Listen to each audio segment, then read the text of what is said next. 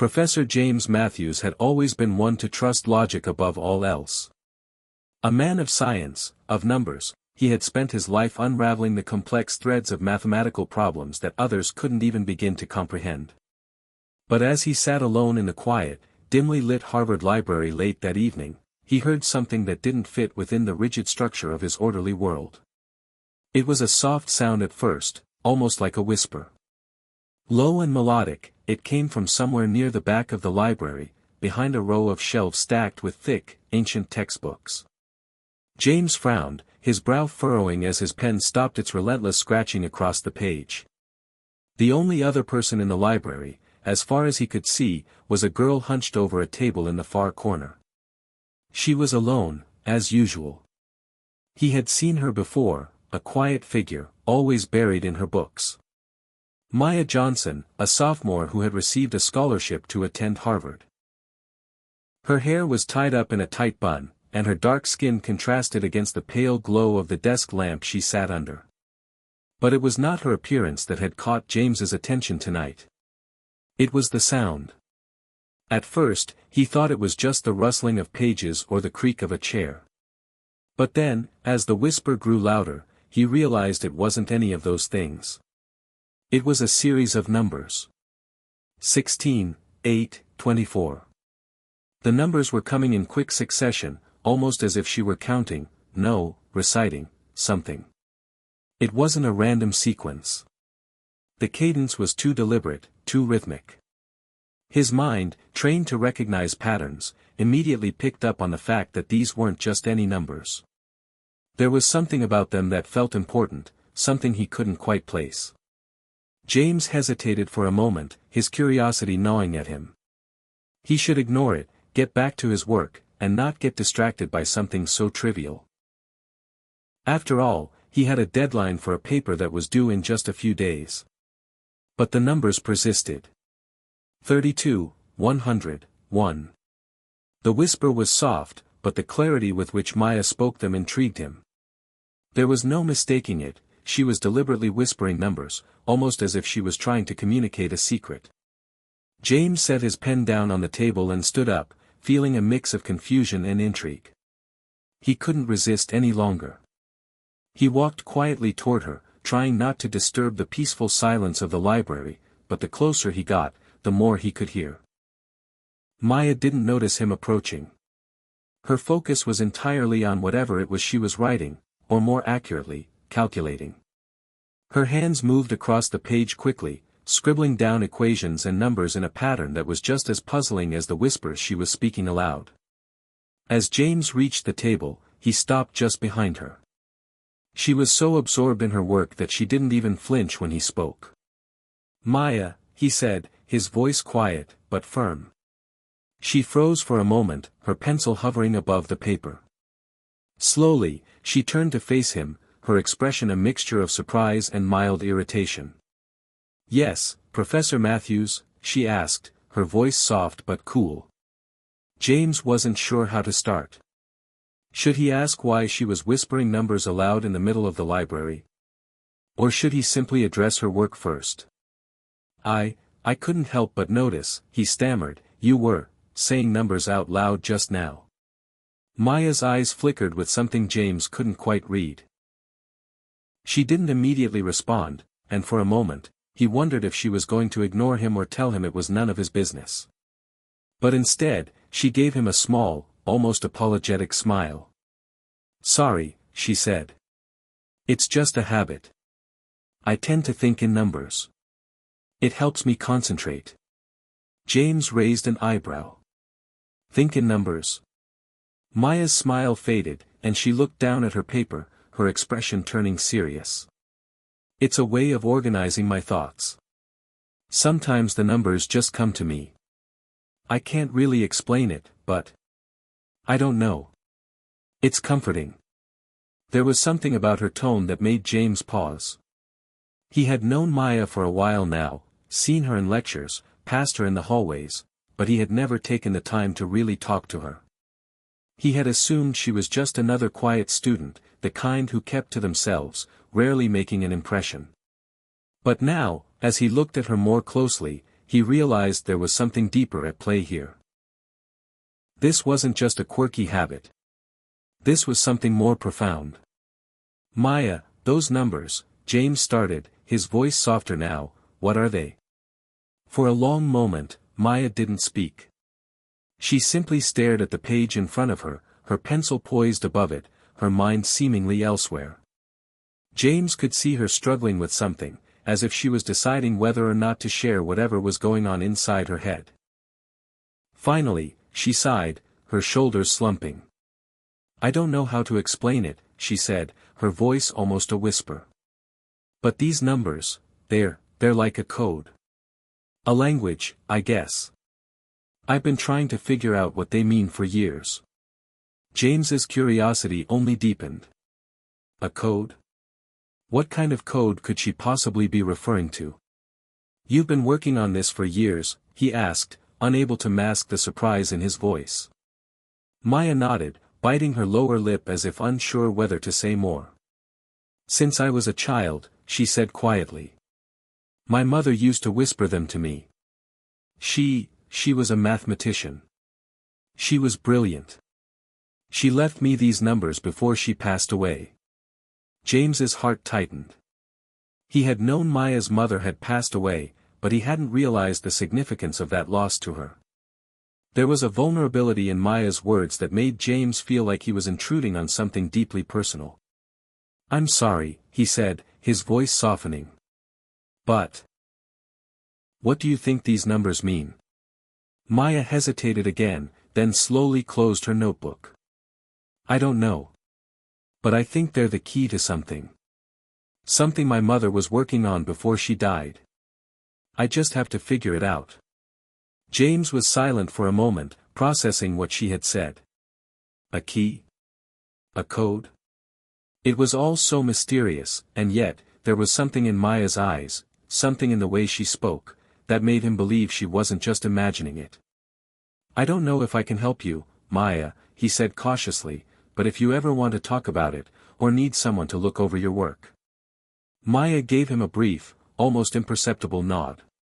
Thank you, Professor Matthews. I'll think about it. James turned to leave, but as he did, he couldn't shake the feeling that this encounter, this moment, was more than just a passing conversation. There was something about those numbers, and about Maya, that was pulling him in. Something he couldn't quite put his finger on yet, but knew he had to learn more about. As he stepped back into the quiet hallway of the library, he couldn't help but wonder, what was Maya really trying to tell him? And what were those numbers? He had a feeling he was about to find out. Hit subscribe and leave a comment with where you're watching from. This story might just spark a new beginning. What's one thing that always pushes you forward, even when things get tough? The following week passed in a blur for Professor James Matthews. Between lectures, research papers, and committee meetings, the encounter with Maya Johnson lingered in his mind more than he cared to admit. It was as though something had been set into motion, something he couldn't quite explain. The numbers. Maya's secret. Her mother's unfinished work, it all gnawed at him like a puzzle with missing pieces. It wasn't that James was particularly superstitious or prone to daydreaming. No, his life had always been defined by facts, formulas, and evidence. But the more he thought about Maya's cryptic words, the more certain he became that there was more to this than met the eye. One afternoon, James decided to act on his growing curiosity. He found himself walking down the narrow, ivy-covered pathways of Harvard's campus, heading toward the science building where he knew Maya would be. He had been meaning to discuss some academic matters with her anyway, though he wasn't sure what that discussion would actually entail. He had no real plan, no structure. All he knew was that he had to know more. He found her in the small, dimly lit math department lounge, seated at a corner table, surrounded by papers, notebooks, and a laptop. Her focus was entirely on the screen, her pencil moving in rapid strokes across a sheet of paper. She didn't seem to notice him approach, her expression one of intense concentration. Maya, he said, trying to keep his voice casual. I hope I'm not interrupting. She looked up, startled, and then smiled when she saw who it was. Professor Matthews. No, not at all. I was just reviewing some things. Her voice was slightly shaky, as though she hadn't quite expected him. James took a seat across from her, trying to gauge her mood. She seemed guarded, almost defensive, as though bracing herself for something. I've been thinking about our conversation last week, he began, his voice steady but gentle. About the numbers. Maya stiffened for a moment, but then relaxed. She shifted in her seat, brushing a stray lock of hair behind her ear. I'm surprised you're still thinking about that, she said quietly, almost as if she hadn't expected anyone to care. James hesitated before replying. I can't stop thinking about it, actually. There's something intriguing about what you said. About the numbers your mother used to whisper to you. He paused, unsure how much to push. Do you have any idea what they might mean?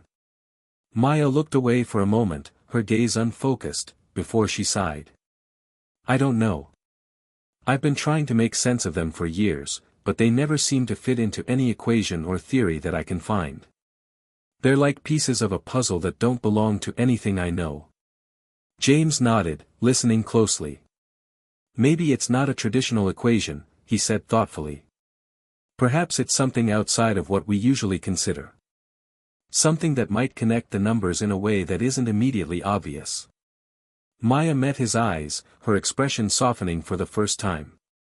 That's what I keep hoping, she admitted. But I just don't know where to start. I've tried everything. Checking old mathematical theories, even looking into cryptography, but nothing fits. James leaned forward, his mind already working. You said your mother was a mathematician. What kind of work did she do? Maya's expression darkened slightly. She was brilliant, truly ahead of her time. But she was also unconventional. People didn't always understand her methods. They didn't always appreciate what she was trying to do. There was a hint of something in her voice, disappointment, perhaps, or even bitterness. James recognized that tone. It was the kind of tone that often came with unacknowledged genius, the kind of tone that hinted at years of rejection or misunderstanding. What was her theory? James asked gently, sensing this might be a delicate subject. Maya hesitated before speaking, as though the weight of her mother's legacy was something she hadn't shared with many. She was working on a unified theory, she said slowly. A theory that would connect everything. Numbers, equations, and maybe even the fabric of reality itself. She believed that the universe was built on patterns that no one had ever discovered. And I think the numbers she whispered to me were part of that theory. The final piece. James's heart skipped a beat. A unified theory. The kind of theory that had eluded mathematicians and physicists for centuries. It was a bold, almost impossible idea, but then again, great minds often thought that way. If Maya's mother had been working on such a thing, and if the numbers Maya kept whispering were connected to it, they might just be the key to a breakthrough of historic proportions. Maya, have you ever tried looking at the numbers as part of a sequence? James asked, his tone becoming more urgent. Not just as random figures, but as elements of a larger structure. Maya raised an eyebrow, clearly intrigued but still uncertain. What do you mean? I mean, he continued, what if these numbers weren't meant to be viewed in isolation? What if they fit into a more complex mathematical structure, something like a fractal, or even a prime sequence, or maybe something even stranger? Maya blinked, her mind clearly working through the possibilities. You think they might be connected to something like that? She asked slowly, the spark of hope in her voice evident. I do, James replied, but we'll need to work together to figure it out. You and I both know that mathematics isn't just about solving equations, it's about seeing patterns and connecting dots in ways others might not. Maya bit her lip, torn between the skepticism she had carried for so long and the possibility that this could be the answer she had been waiting for. What if we don't find anything? She asked, her voice soft with doubt. What if it's just nothing? James smiled. Then we'll know we gave it our best shot. But sometimes, the pursuit of the answer is as important as the answer itself. There was a long pause. Maya considered his words, and for a moment, James could see the gears in her mind turning. Then, at last, she nodded. Okay, she said quietly. Let's try. James couldn't help but feel a surge of excitement. For the first time in years, he felt like he was on the edge of something new, something groundbreaking. But as he looked at Maya, he couldn't shake the feeling that there was more to her story than she was letting on. What was it about these numbers? Why had her mother kept them secret? And what had she left behind for Maya to find? As the conversation shifted to the specifics of their work, James knew one thing for certain: they were about to embark on a journey together that neither of them could have predicted. But somewhere deep inside, James also knew that their search for answers would lead them somewhere far beyond mathematics. The following weeks flew by in a blur of equations, late-night study sessions, and endless coffee cups. Professor James Matthews and Maya Johnson had formed an unlikely partnership, one built on a shared desire to uncover the secrets hidden in the numbers Maya's mother had left behind. What began as a casual conversation in the library had evolved into something far greater, something neither of them had anticipated. Every time they met, the air around them seemed charged with anticipation. Maya would present her latest findings, her theories, and the strange patterns she had discovered in the numbers. And James, with his trained mind, would analyze them, trying to make sense of the chaos. At times, the numbers seemed to fall into place like a jigsaw puzzle.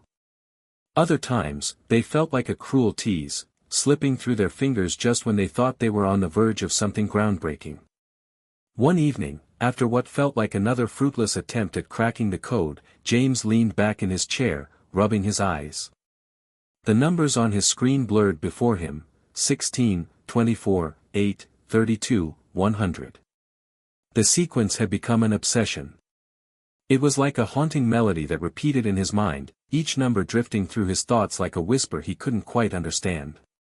Maya sat across from him, her fingers tapping restlessly against her notebook. She, too, looked exhausted. Her hair was messier than usual, and the bags under her eyes had deepened over the last few weeks, but her determination remained unwavering. "We're missing something," Maya said, her voice hoarse but resolute. "I can feel it. I know the numbers are connected. But what if we're looking at them the wrong way?"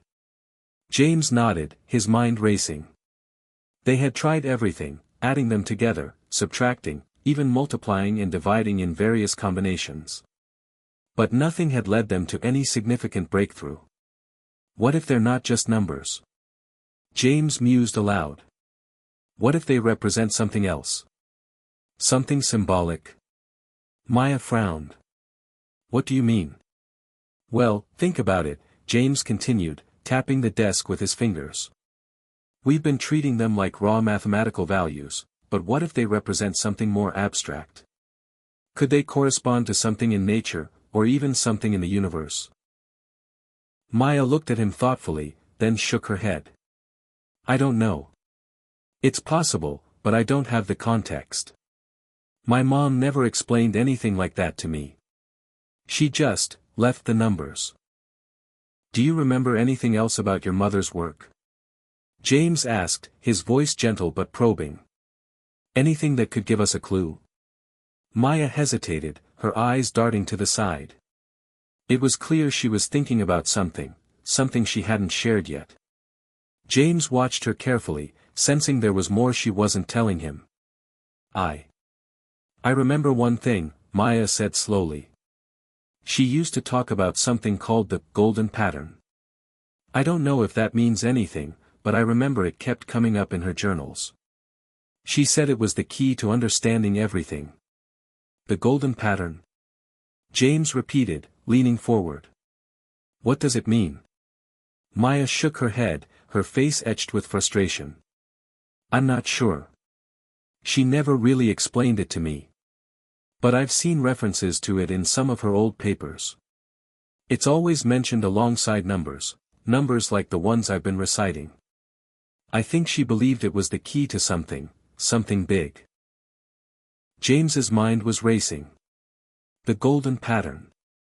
It sounded familiar, like something he had encountered in his academic career, but he couldn't place it. He knew it wasn't a mainstream theory, not something that had been widely accepted or explored. But if Maya's mother had been working on it, it was worth investigating. Do you have any of her old journals or papers? James asked, his voice tinged with urgency. Anything that could help us understand this golden pattern? Maya hesitated again, then stood up and walked over to a bookshelf near the corner of the room. She pulled down a worn leather-bound notebook, its edges frayed with age. The pages inside were yellowed with time, and the ink on some of the pages had begun to fade, but it was clear that Maya had kept it close. She handed the notebook to James. "This is all I have left," she said quietly. "I don't know what it means, but I've gone through it a million times. Maybe you'll see something I missed." James took the notebook carefully, flipping through the pages with a mixture of reverence and excitement. The handwriting was elegant but rushed, as though Maya's mother had been working against some unseen deadline. Each page was filled with mathematical equations, theories, and symbols. But as James turned the pages, something caught his eye. At the very back of the notebook, there was a diagram, an intricate web of numbers, shapes, and lines that seemed to spiral inward toward a central point. It wasn't a typical mathematical diagram. It looked more like a fractal, or perhaps the design of a complex, interlocking pattern. But at the center, there was something more, something that made James's heart race. The golden pattern. It was a set of numbers arranged in a circle, with lines connecting them in an almost hypnotic way. The numbers were familiar, 16, 24, 8, 32, 100, but they were positioned differently. And they were accompanied by a series of strange symbols and notations that James couldn't immediately decipher. "This is it," he whispered under his breath. "This is the key." Maya peered over his shoulder, her breath catching in her throat when she saw the diagram. Is that the golden pattern?" James nodded, his mind already working to make sense of it. "I think so. But it's incomplete. There's a missing piece, a number, maybe, or a symbol. Something that connects it all." Maya leaned in closer, her hands shaking slightly. "But how do we find it? What are we supposed to do?" James smiled, his eyes gleaming with excitement. "We start by analyzing the pattern. Each number has to mean something. And I think we can figure out what that is." For the next few hours, the two of them pored over the notebook, tracing the lines, trying different formulas, and making notes. But as the night wore on, it became clear that the golden pattern wasn't just a theoretical puzzle. It was something more, a key to understanding a deeper, hidden truth about the universe itself. As they worked, James couldn't shake the feeling that this was only the beginning. There was something larger at play here, something that transcended mathematics and entered the realm of something far more profound. The numbers were speaking to them. But would they be able to listen before it was too late? The following days felt like a fever dream. Maya and James had become consumed by the golden pattern, a relentless obsession that took over every moment of their waking hours. What had once been a simple, academic curiosity had morphed into something far grander, something that felt like it could change everything. Each day, they discovered more about the pattern structure, its fractal nature, its relationship to prime numbers, its eerie resemblance to both ancient and modern mathematical theories. But there was still a sense that they were missing a crucial piece of the puzzle, something hidden just beyond their reach. And with every new discovery, a growing sense of unease crept into their work. The deeper they went, the more it seemed like the numbers were leading them somewhere they weren't prepared to go. James couldn't help but feel a sense of urgency. There was a gnawing feeling in his gut, something was coming. He wasn't sure what, but every hour spent studying the pattern felt like time slipping through his fingers. And then there was Maya. The more he worked with her, the more he could sense her inner turmoil. She was brilliant, yes, but there was something in her that seemed to shift, something beneath the surface that he couldn't quite place. The more they uncovered, the more it seemed like Maya was hiding something, a deep secret that she wasn't ready to share. One evening, as the golden light of the setting sun filtered through the large windows of the math department, James found himself staring at the numbers once again. The circular diagram of the golden pattern was projected on the wall in front of him, its intricate web glowing faintly in the dim light. "You've been quiet tonight," Maya's voice broke through the silence. "What's on your mind?" James looked up to find her standing across the room, her arms folded across her chest. Her brow was furrowed, and there was a hint of concern in her eyes. It was clear that she had noticed his preoccupation. "I'm just trying to make sense of this," James said, gesturing to the diagram on the wall.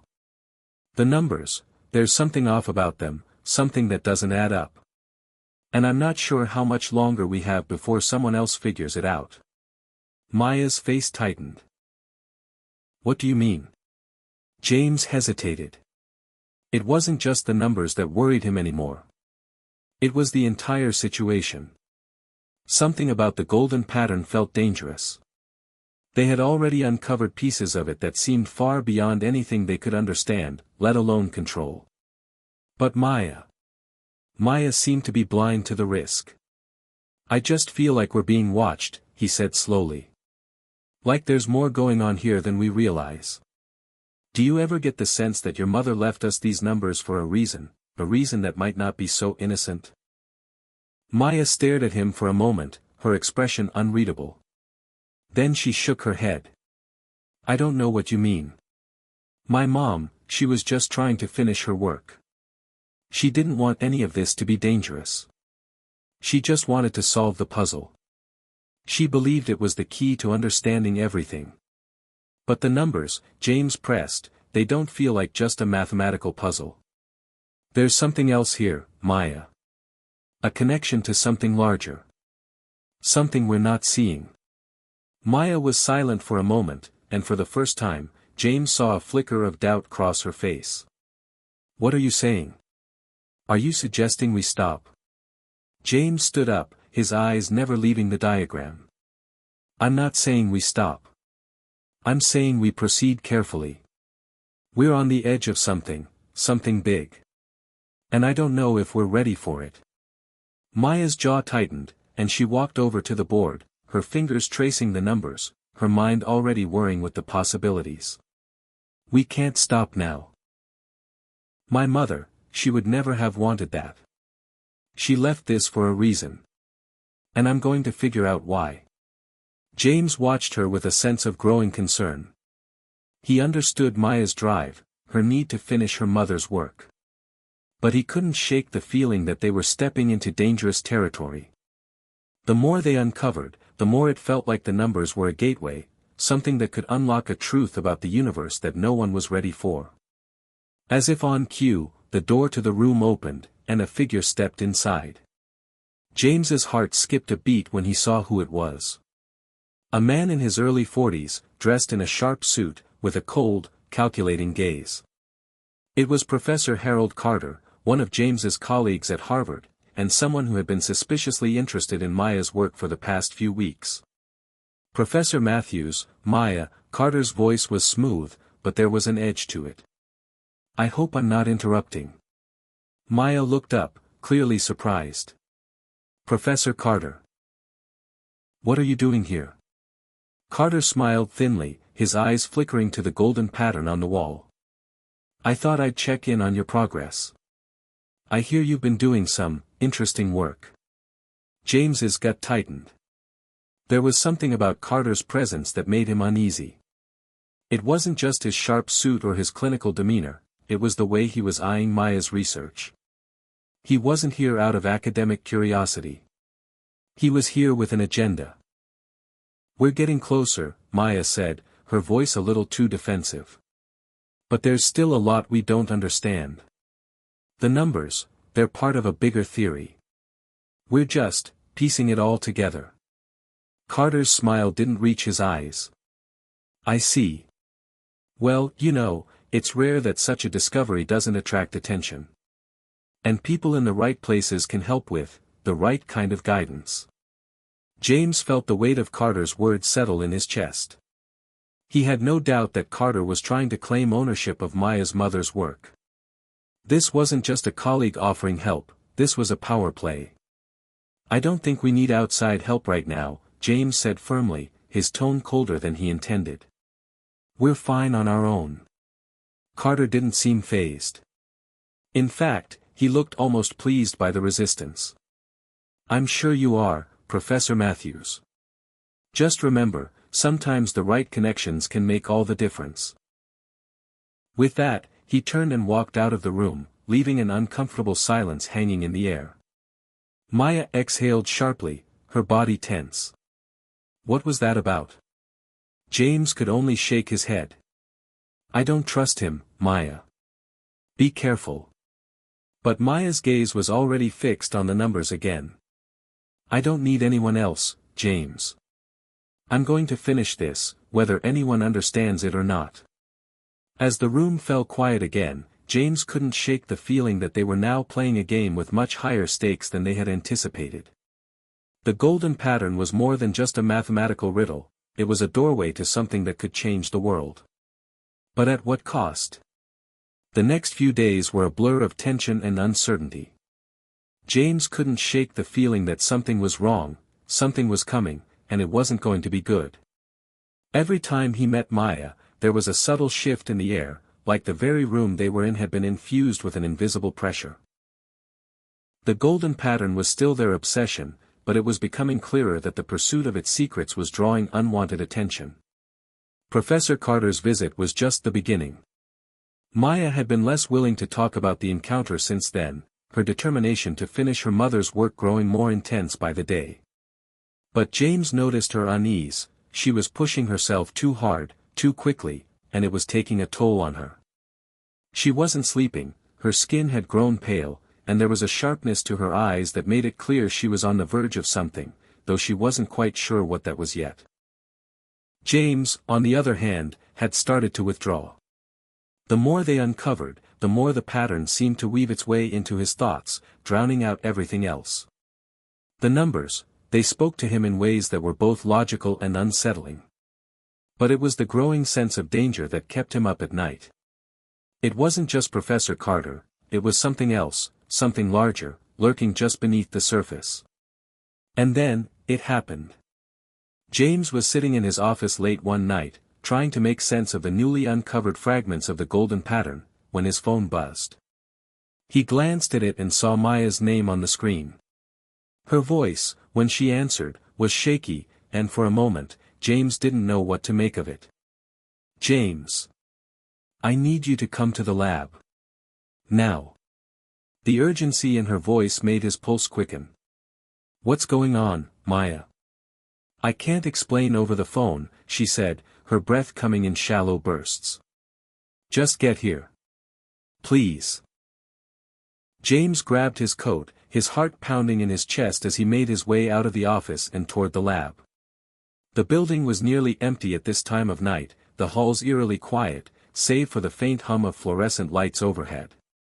When he reached the lab, the door was slightly ajar, and he pushed it open, stepping inside. Maya was standing by the board, her eyes wide with fear, staring at the diagram of the golden pattern they had been working on for weeks. The numbers were there, as they always had been, but there was something different now. Something that James couldn't immediately identify. "Maya?" James asked, his voice low. She didn't turn to face him, her fingers trembling as they hovered over the pattern.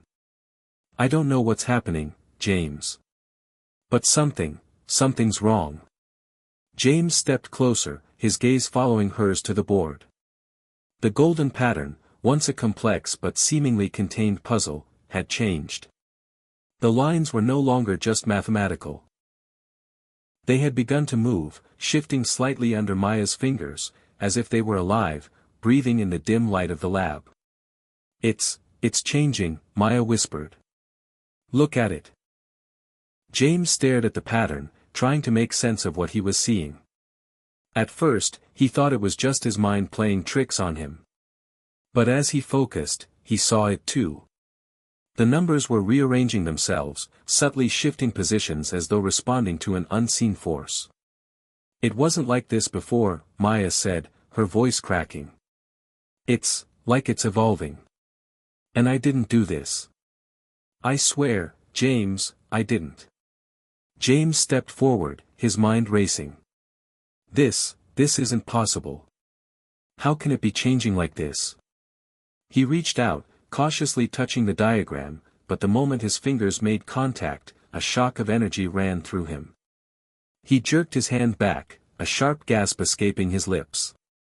It was as if the numbers themselves had become electric, alive with an energy he couldn't comprehend.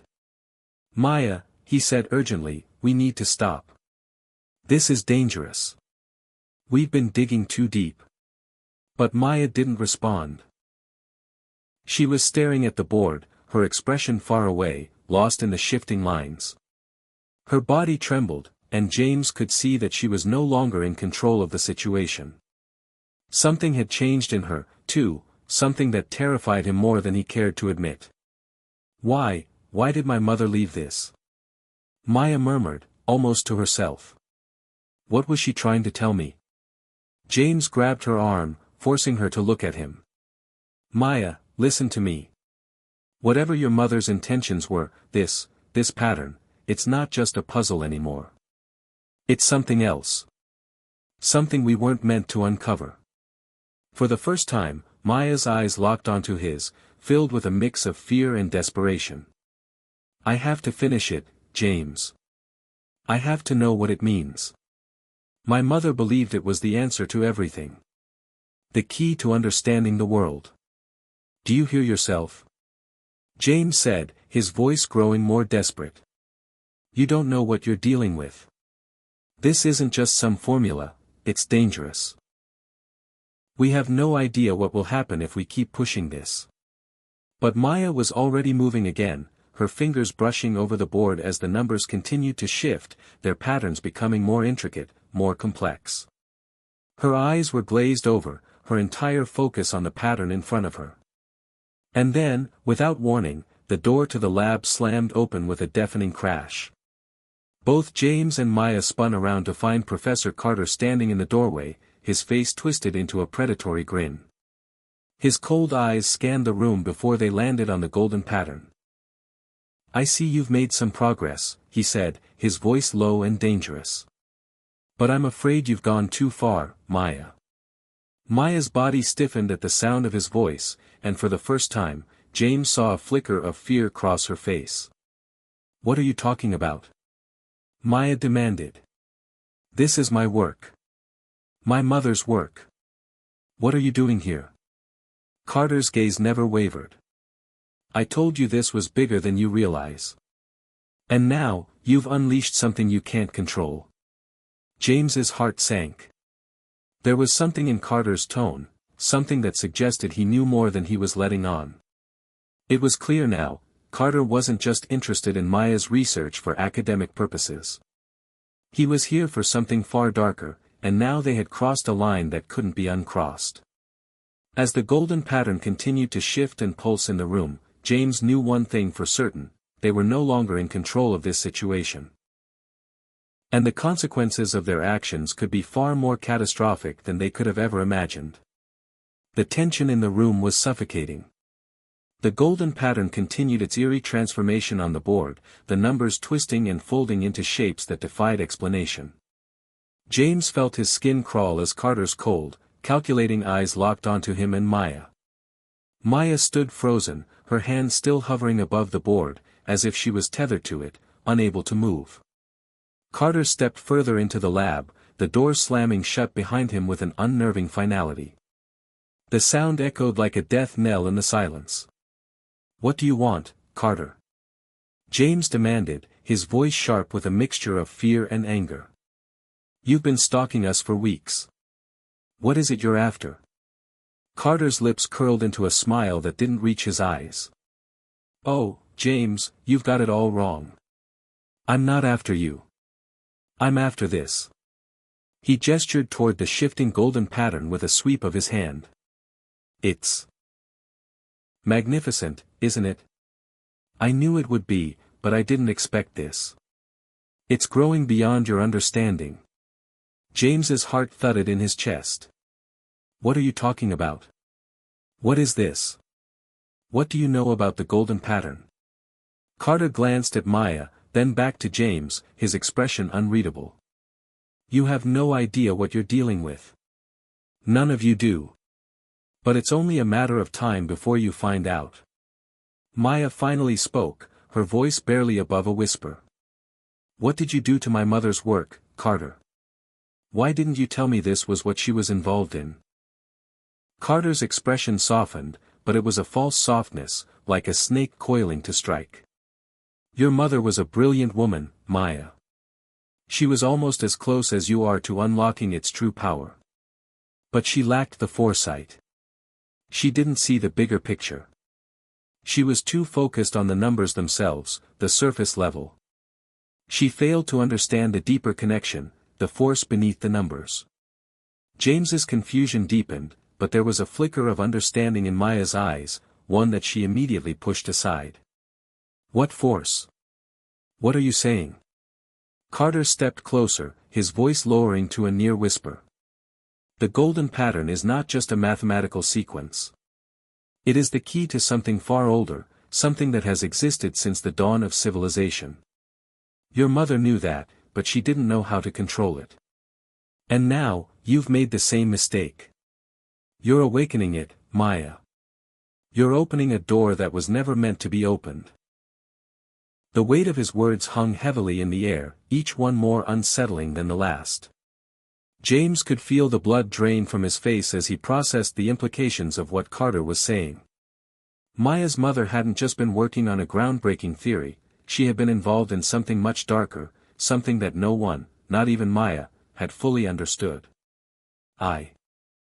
I don't believe you, Maya said, her voice shaky but defiant. My mother would never. Your mother was brilliant, Maya, Carter interrupted, his tone soft but firm. But even she couldn't fully comprehend the force she was dealing with. This is not just about numbers or formulas.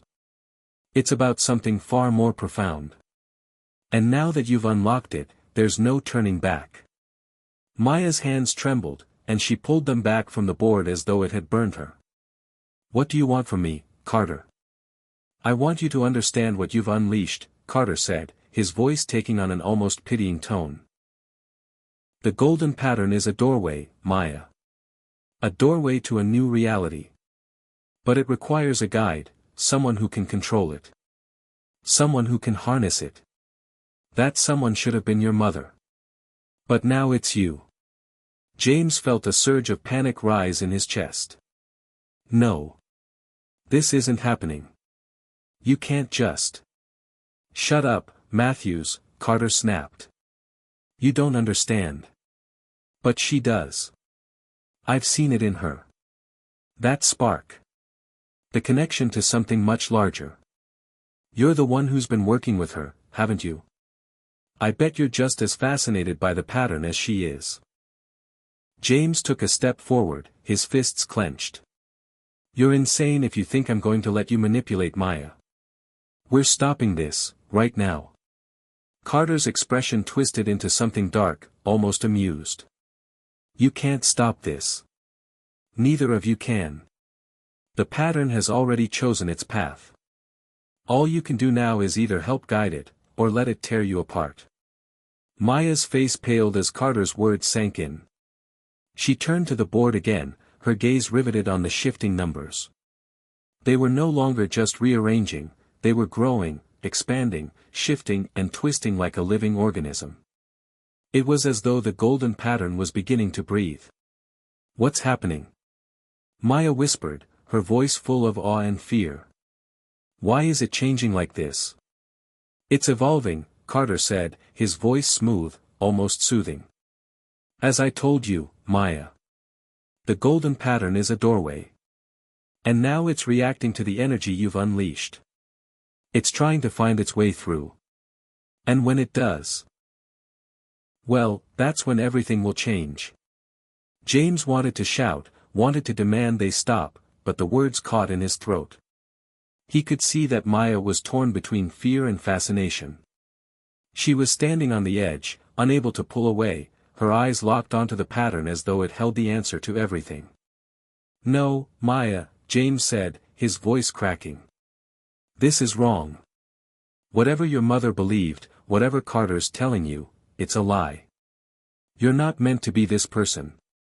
You're not meant to be the one to control this." Maya turned to him slowly, her expression unreadable. "But James.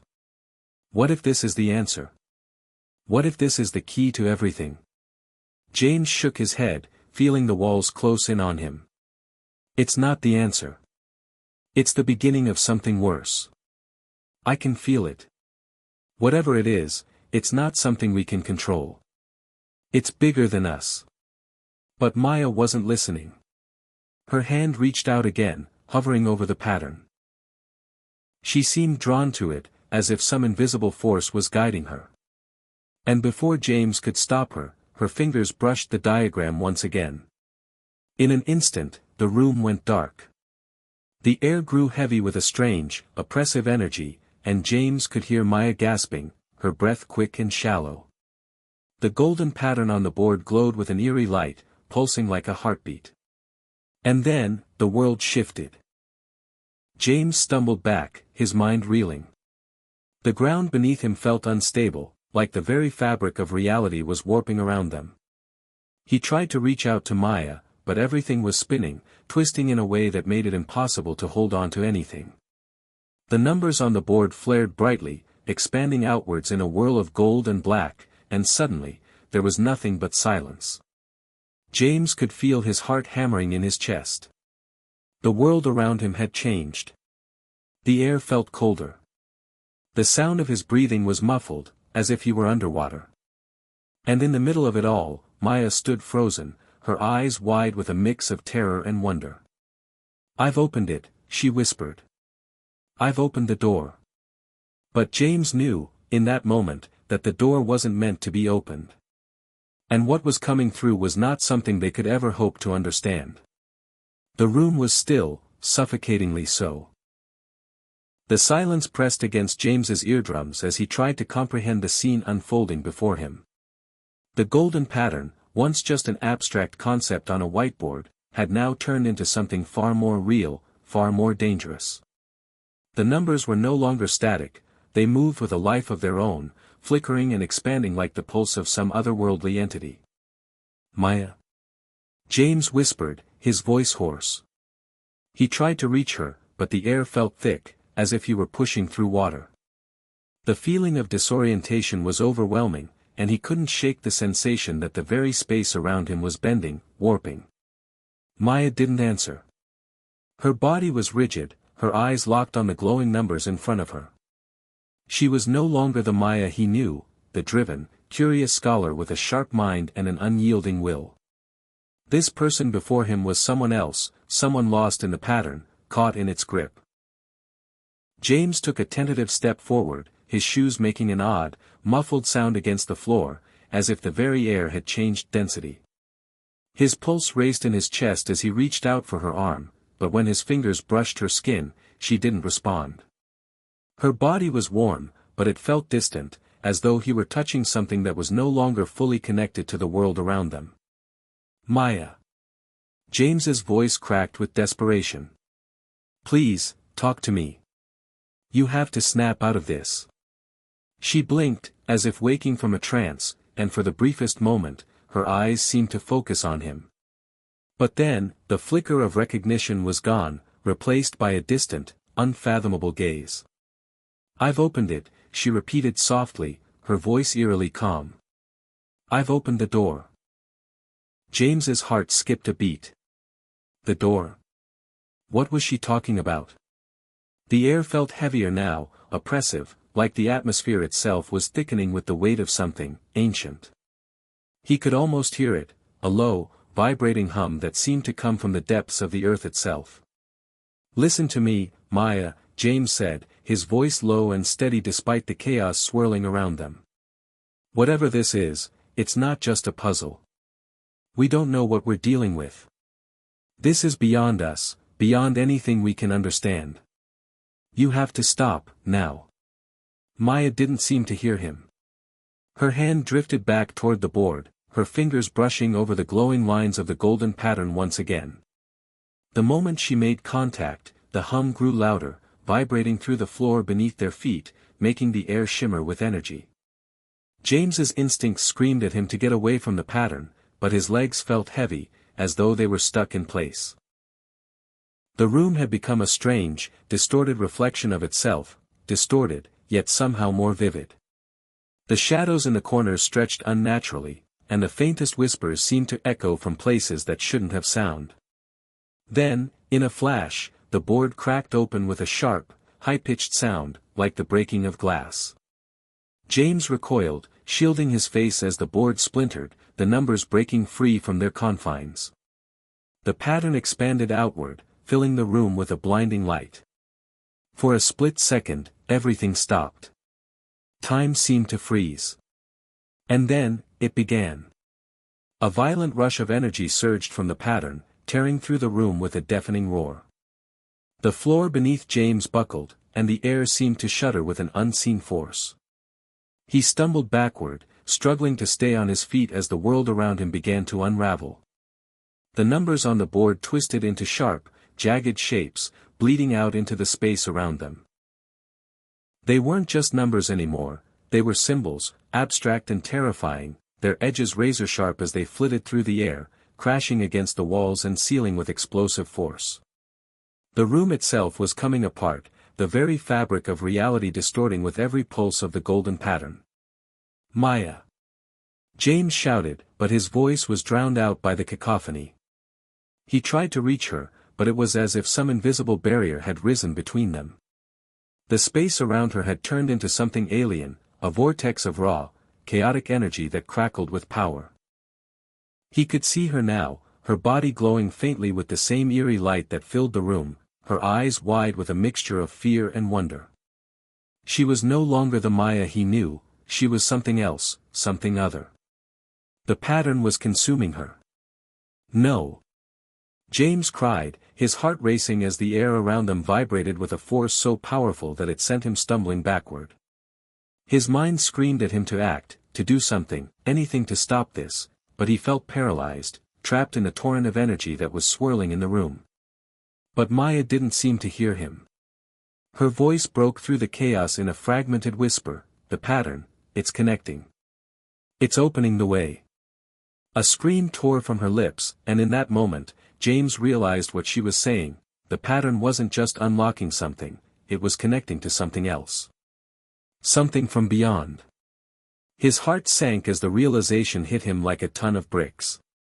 The golden pattern was not merely a code to be deciphered. It was a portal. A doorway to something far darker and more ancient than either of them had imagined. And now, Maya had opened it. The world around him continued to warp and twist, the numbers and symbols in the air now coalescing into something far more tangible, something he could almost see. Shadows moved, faint outlines of figures beyond the veil, stretching and twisting, their forms shifting like smoke, distorted and grotesque. And then, in the heart of the storm, a single voice broke through the chaos, a voice like a distant, ancient whisper, so faint that it was almost lost in the storm of sound. But it was there, deep in the recesses of James's mind. You have opened the door. The words, though faint, echoed in his head as if they were coming from every direction. They weren't just a sound, they were a presence, a force, trying to make its way through the crack that Maya had opened. Maya, stop! James screamed, but it was too late. The pattern had fully unhinged, its energy coiling and surging like a storm unleashed. He could feel the ground shaking beneath his feet, the air growing thick with a malevolent force that pressed down on him with the weight of 1,000 years. The figures beyond the veil began to take shape, tall, shadowy, monstrous, their eyes glowing with an eerie light. Their faces were obscured, but the sense of wrongness that emanated from them was undeniable. And then, just as quickly as it had begun, everything went silent. James collapsed to his knees, gasping for air, his head spinning. The room had returned to normal, or at least what passed for normal. The board was silent. The numbers were gone. But the damage was done. The door had been opened. And James knew, deep down, that whatever had been unleashed through that door would not be easily contained.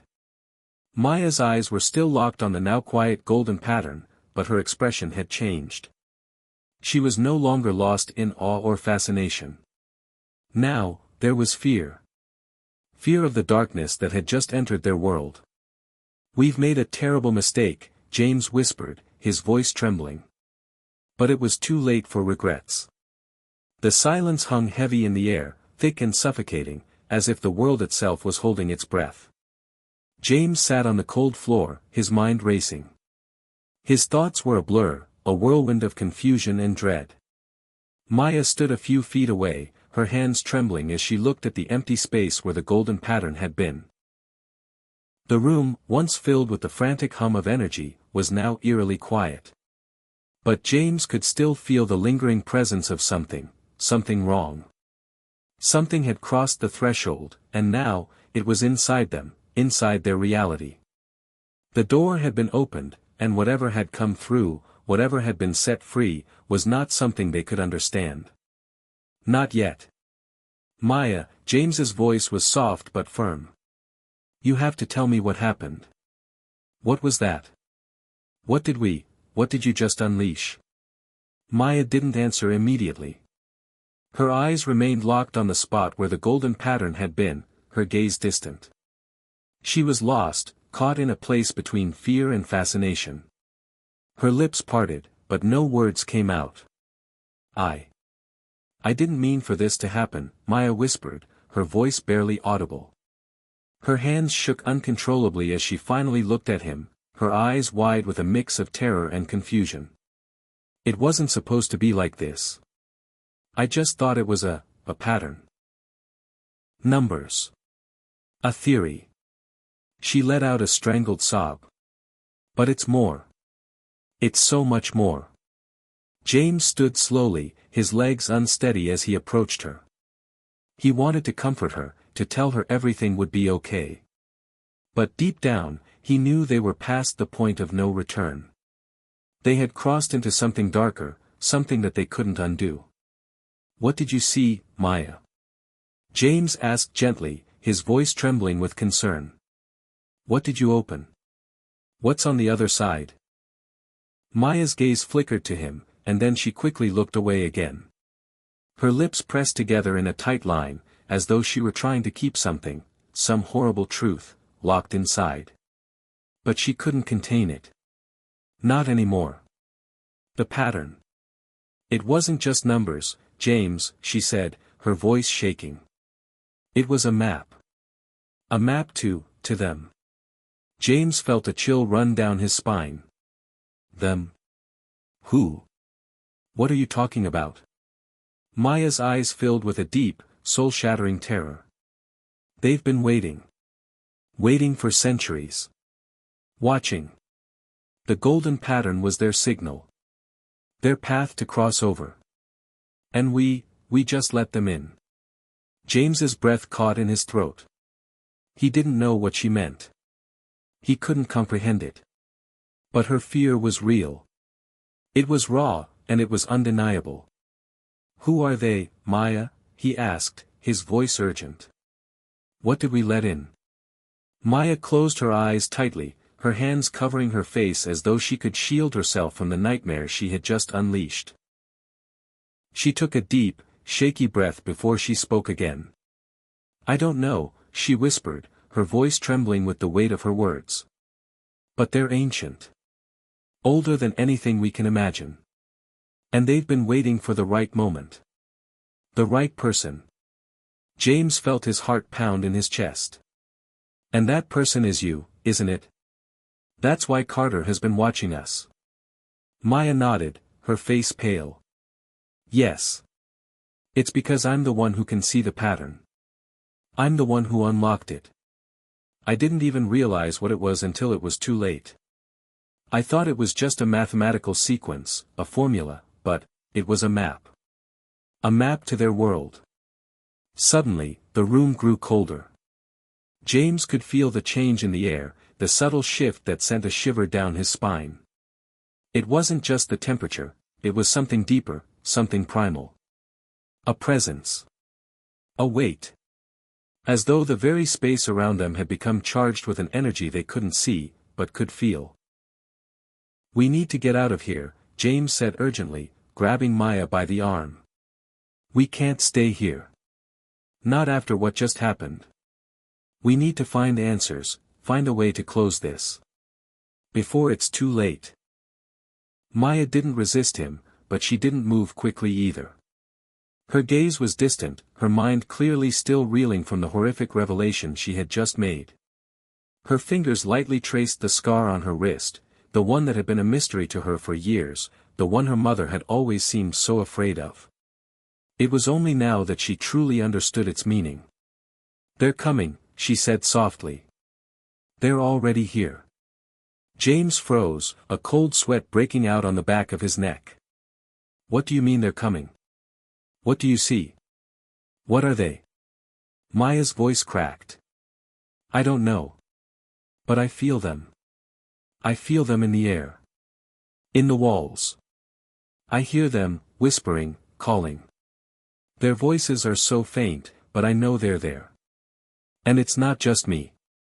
It's you too, James." James's heart thundered in his chest as a low hum filled the room, a sound that he could feel deep in his bones. He looked around wildly, searching for the source of the noise, but everything seemed the same. Too still, too quiet. But he couldn't shake the feeling that something was moving. Something was watching them. "We need to leave now," James said, his voice rising with urgency. "We need to get out of here before." But before he could finish his sentence, the lights flickered. The hum grew louder, vibrating through the air until it felt like the whole building was shaking. The walls seemed to pulse with an unnatural rhythm, and the very floor beneath their feet trembled. Maya staggered back, her eyes wide with terror. "It's happening," she whispered, barely audible over the growing noise. "It's too late. They're coming for us." Suddenly, the door to the lab slammed open with a deafening crash, and Carter stepped in, his face cold and impassive. He looked at Maya, then James, as though nothing had changed.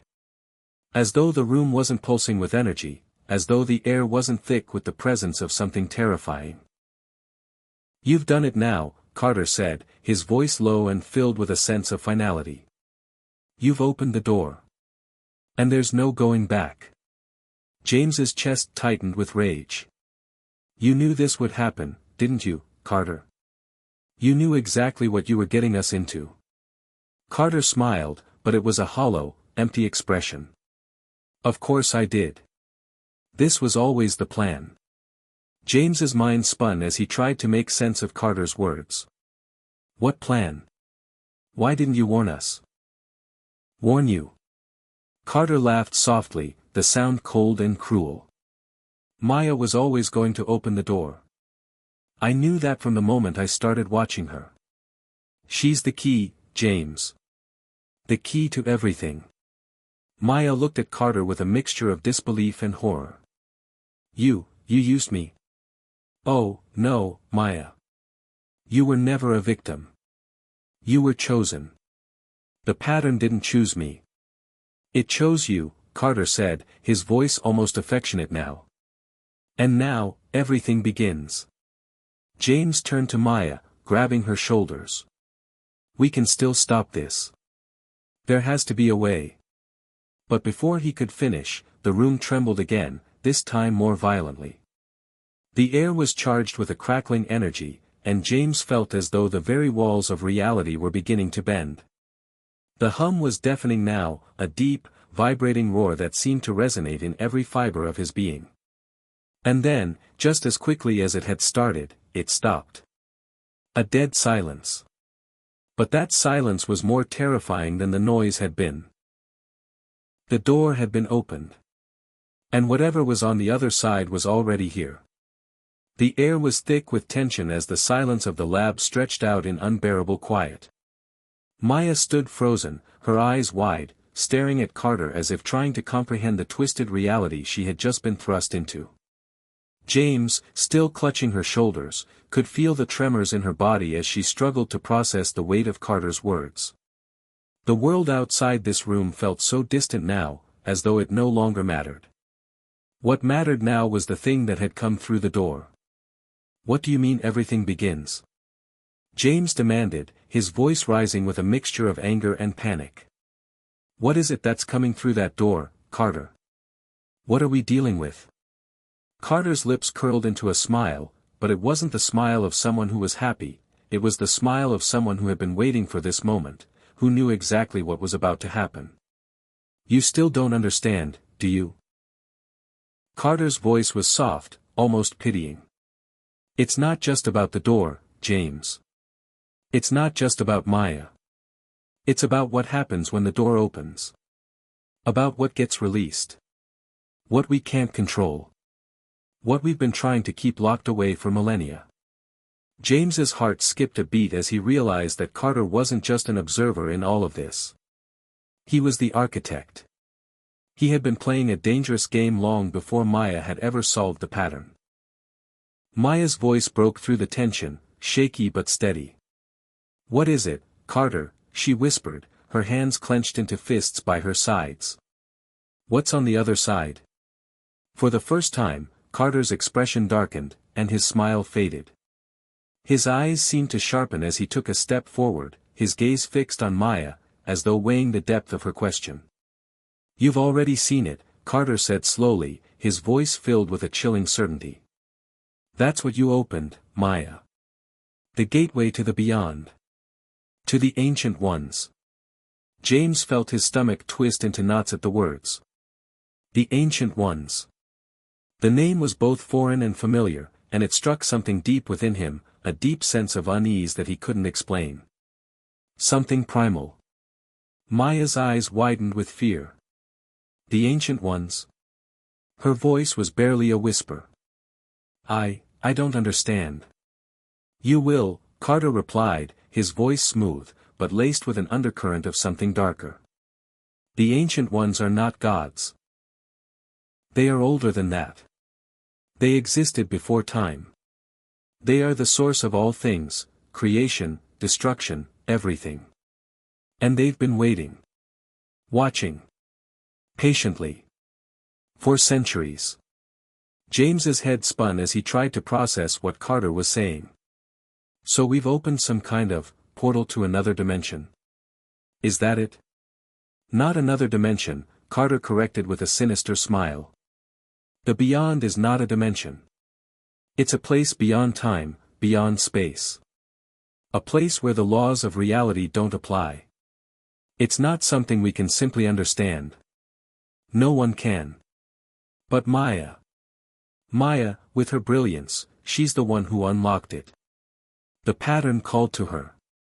Maya recoiled, stepping back as if the words themselves were a physical blow. "I didn't," she began, but her voice faltered as her thoughts tangled. "I didn't mean to. I thought it was just numbers, just a code." Carter nodded slowly, as though he had expected this. "The pattern wasn't a code, Maya. It was a map. A map to the beyond. You unlocked it with your mind. With your curiosity. Your obsession." James turned to her, feeling a pang of guilt twist through him. Curiosity had been what brought them here. It had always been Maya's obsession with the unknown that had driven them to this point. But now, that curiosity was something far darker, something far more dangerous than either of them had ever imagined. "The pattern wasn't something we were meant to understand," Carter continued, his voice almost reverential. "It was a warning. A guide. But Maya, you've already seen it. You've opened the first part. And that's why they're coming." "Who?" James demanded, his voice shaking with frustration and fear. "Who's coming?" Carter's eyes darkened. "The ancient ones. And the one who walks among them, the one who sees. It was never meant to be you, Maya. But it is. You are the key to their return." The words hung in the air like an invisible weight, suffocating everything else around them. Maya stood motionless, her hands trembling. I didn't mean to be the key. I didn't mean to bring them back. But you have, Carter said softly. And now, there's no turning back. James could feel the weight of Carter's words settle like a fog around him. The idea of the beyond, a place where reality didn't apply, a place where the ancient ones had been waiting for the right moment to return, was something out of a nightmare. But somehow, it all felt real. Too real.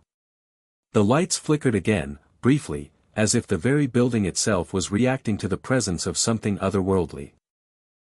The air was thick, almost suffocating, as though it had changed, warped by whatever had been unleashed. It wasn't just the physical space, they were being watched. They were being heard. James, Maya whispered, her voice a shaky tremor. I feel them. I feel their presence. It's like they're inside me, and I can't get them out. James looked at her, his heart breaking as he saw the raw fear in her eyes. Maya, listen to me. We'll figure this out. We'll find a way to stop them.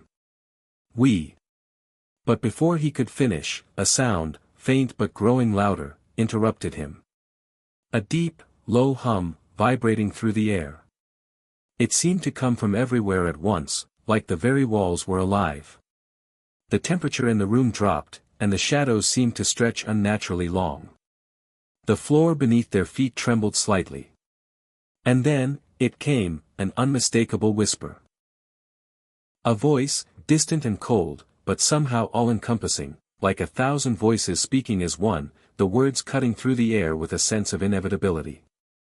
We are here. James froze, his blood running cold. The whisper was not a sound, it was a feeling, a presence. It settled deep within his chest, like a stone lodged in his heart.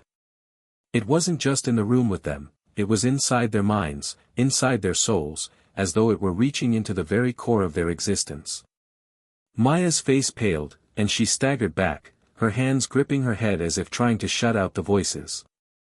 No, she whispered. No, please. James grabbed her by the shoulders, pulling her away from the edge of the lab. We need to leave now, he said, his voice frantic.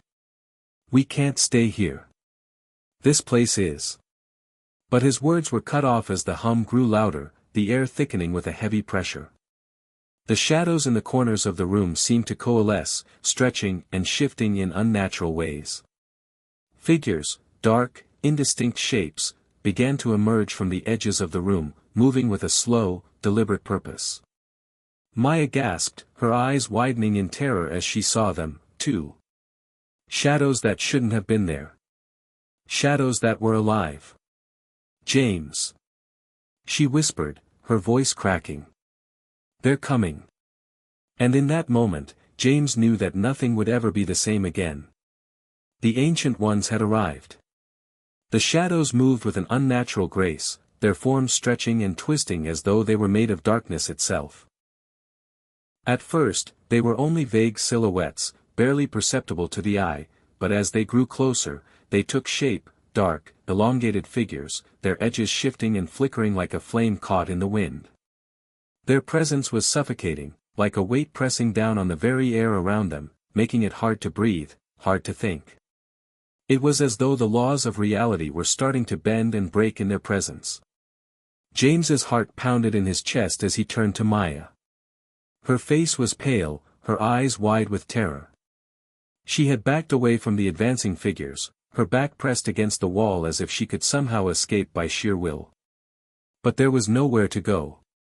Nowhere to hide. Maya, we have to get out of here, James said, his voice tight with urgency. Now. But Maya didn't respond. Her eyes were fixed on the shadows, her expression a mixture of fear and awe. It was as though she couldn't look away, couldn't break free from the pull of whatever had arrived in that moment.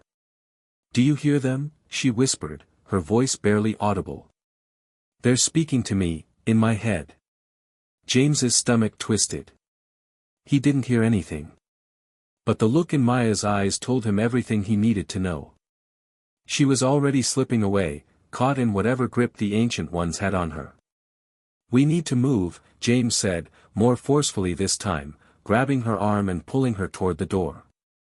But just as they reached it, the air in front of them grew cold, freezing, as if the very atmosphere had solidified into ice. The door wouldn't budge. Panic rose in James's chest as he tried to push it open, but it was like trying to move a mountain. The door, once an easy exit, was now a barrier, a wall that refused to give. He turned to Maya, his mind racing. This wasn't just some supernatural force keeping them inside. It was something more, something that seemed to be tied to the shadows that were now crowding the room. "They're not just here," Maya said, her voice trembling. They've locked us in." James's breath hitched. He could feel the air growing colder still, a biting chill that sunk into his skin and made his bones ache. The shadows were no longer just figures in the dark. They were alive. And they were closing in on them, moving with deliberate intent. Suddenly, one of the shadows stepped forward, its form more defined than the others. It was taller than the rest, its outline jagged and shifting, like a living nightmare given shape. As it moved closer, a low, guttural sound filled the room. A sound like a voice, but not a voice that any human could understand. It was a sound that seemed to speak directly into the soul, bypassing language altogether, speaking in a deep, primal way that made the hair on the back of James's neck stand on end. Maya's eyes went wide, and her hands trembled as she backed away, the terror on her face evident. "No, no, please. I didn't mean to." The figure's form shifted, and for a moment, it was as if 1,000 eyes were upon them, watching, waiting. Then, a voice spoke, its tone ancient and reverberating with power. "Maya." James froze, his body stiff with fear. The voice was coming from the shadow. It was speaking directly to her, as though it had known her name for centuries. He could feel the pressure building in the air, a suffocating force that made it hard to breathe. The weight of it was unbearable. The shadow's form seemed to twist and writhe as it spoke again, this time more clearly. "You have opened the gate. You have allowed us to pass through. There is no going back now." Maya's knees buckled, and she collapsed to the floor, her hands clutching her head as if trying to shut out the voice. "I'm sorry. I didn't mean to. I didn't mean to." But the shadow stepped forward, its presence overwhelming. The temperature in the room dropped further, the cold creeping into every corner of the lab. James's breath formed visible clouds in the freezing air, his heart hammering in his chest. "Maya!" James shouted, grabbing her by the shoulders and lifting her up. "You have to fight it. Whatever's happening, you have to fight it."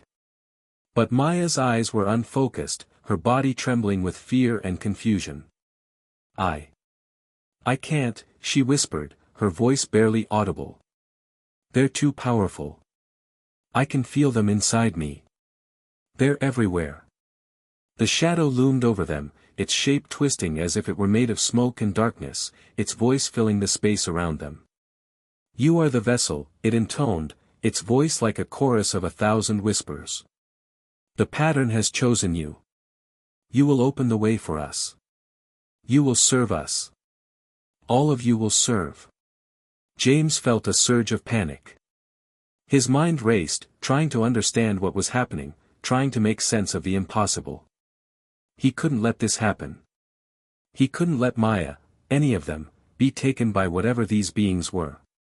"No!" James shouted, stepping between Maya and the shadow, trying to block its path.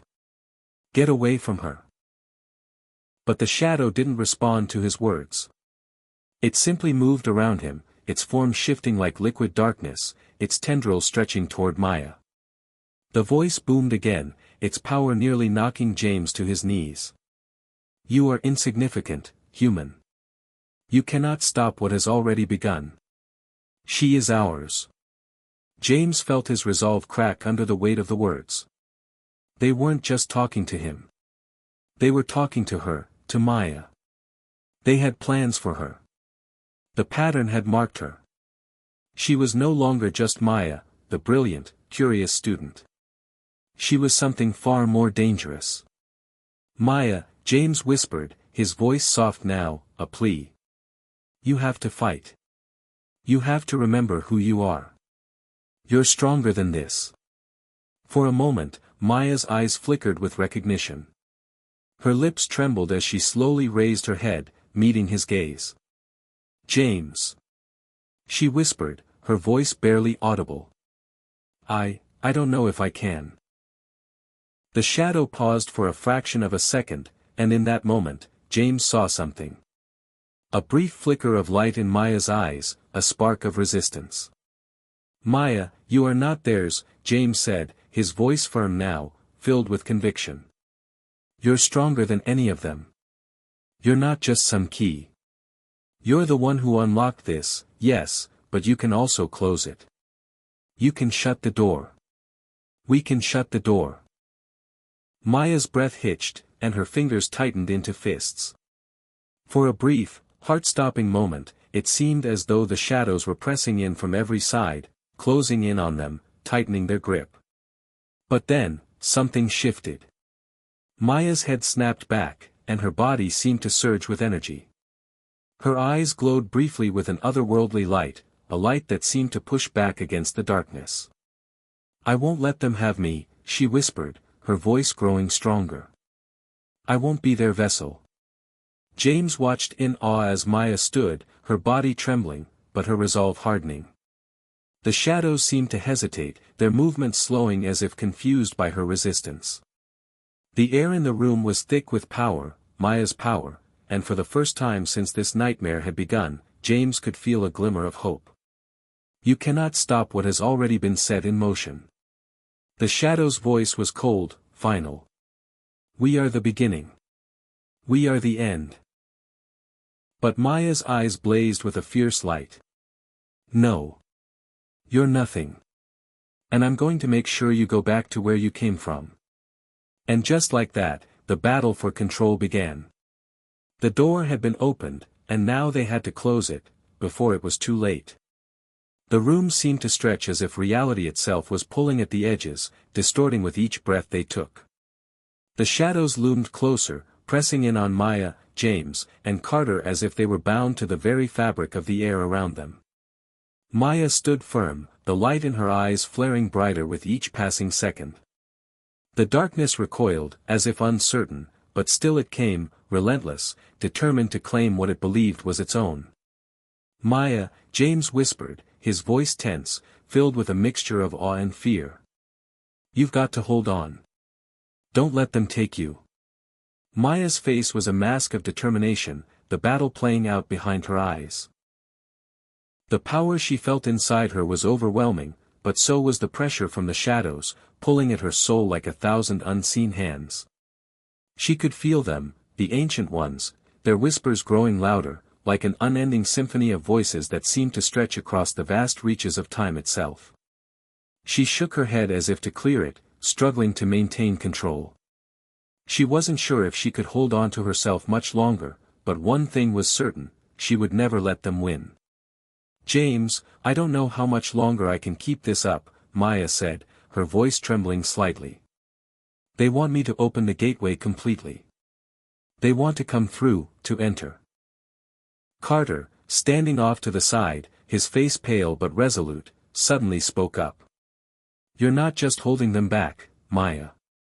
You're also blocking them from getting to the rest of us. If you let go. I won't let go, Maya interrupted, her voice sharp. I refuse to let them take me, and I won't let them take you either. She glanced around the room, her gaze falling briefly on Carter. There was something about his presence that unsettled her. For all his knowledge, for all his warnings, he had never once seemed afraid of the Ancient Ones. Why? Why are you so calm? Maya asked, her voice edged with suspicion. Carter's lips twitched into a smile, but there was no warmth in it. Because I knew this was coming. I knew one of you would eventually break the pattern. And when you did, I knew I would be ready. James stiffened, stepping between Maya and Carter. What do you mean, ready? You're not one of them, are you? The smile on Carter's face disappeared, replaced by an eerie calm. No. I'm not one of them. But I've studied them, James. I've studied the beyond for years. I know what they want. I know what they need. Maya, still struggling with the force of the shadows that clawed at her consciousness, glanced at Carter. You've been preparing for this moment. All along, you knew. You've been studying them, and you didn't think to warn us. Carter's expression softened, just slightly. I couldn't warn you, Maya. If I had, you wouldn't have unlocked the pattern. You had to do it. The Ancient Ones would never have been able to cross over if not for you. You were the key, the vessel, but you are also the only one who can stop them. If you let go, the world as we know it will be gone. James's heart sank.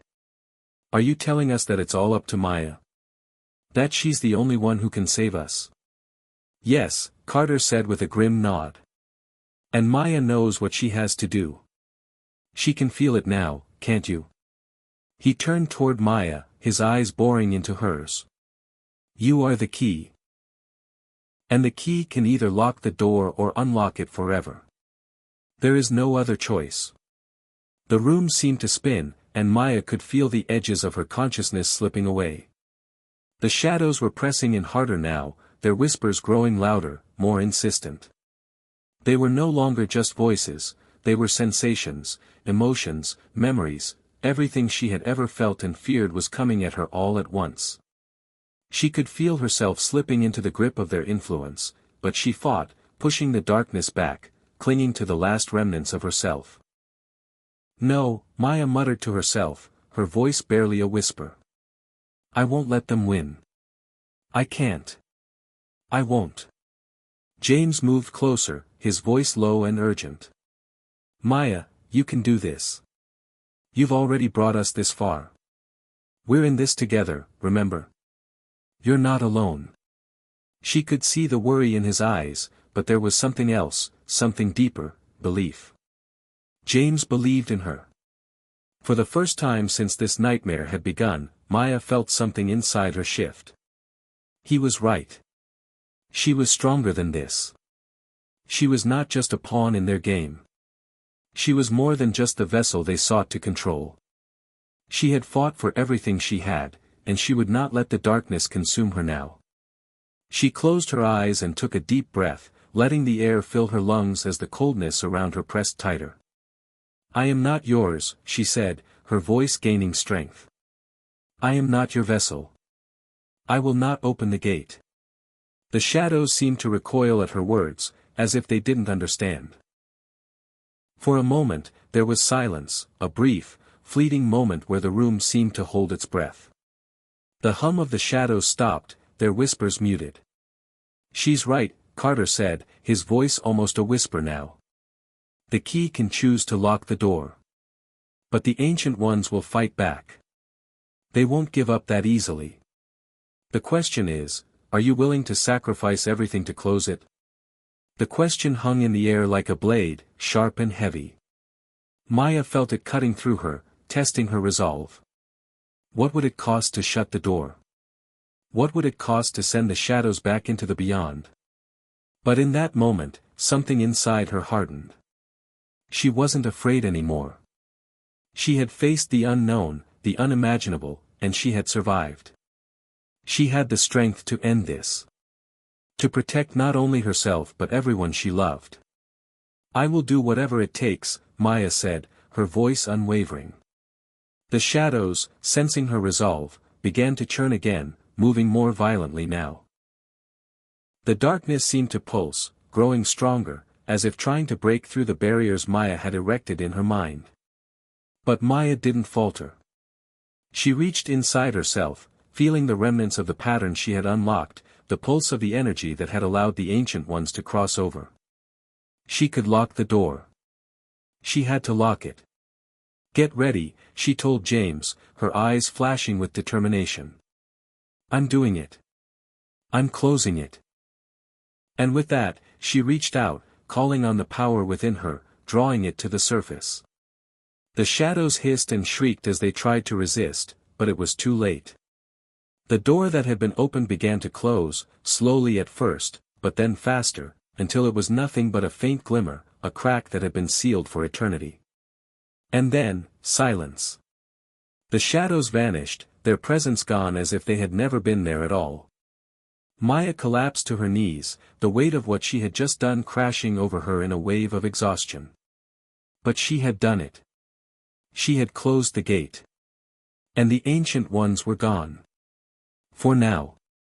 Hit subscribe and leave a comment with where you're watching from. This story might just spark a new beginning. What's one thing that always pushes you forward, even when things get tough? The silence in the room was deafening. The oppressive cold that had filled the air slowly dissipated, like the remnants of a nightmare that was finally receding into the darkness. Maya remained kneeling on the floor, her body trembling from the effort, her breath shallow and uneven. The weight of what she had just done, the immense cost of closing the gate, pressed down on her like a 100-ton burden. But despite the exhaustion, there was a strange sense of relief, as if a dark, suffocating veil had been lifted from her soul.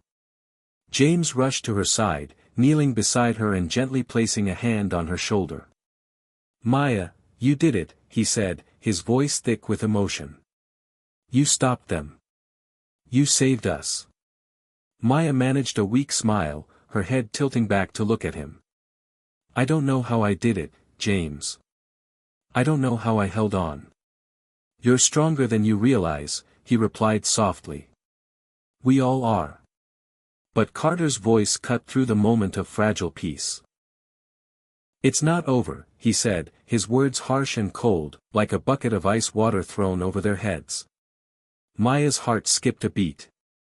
"What do you mean?" "The gate is closed. The shadows are gone." Carter stood off to the side, his arms crossed, his face unreadable. "You may have closed the door, but you didn't destroy it. You sealed it. The gate is still there, Maya.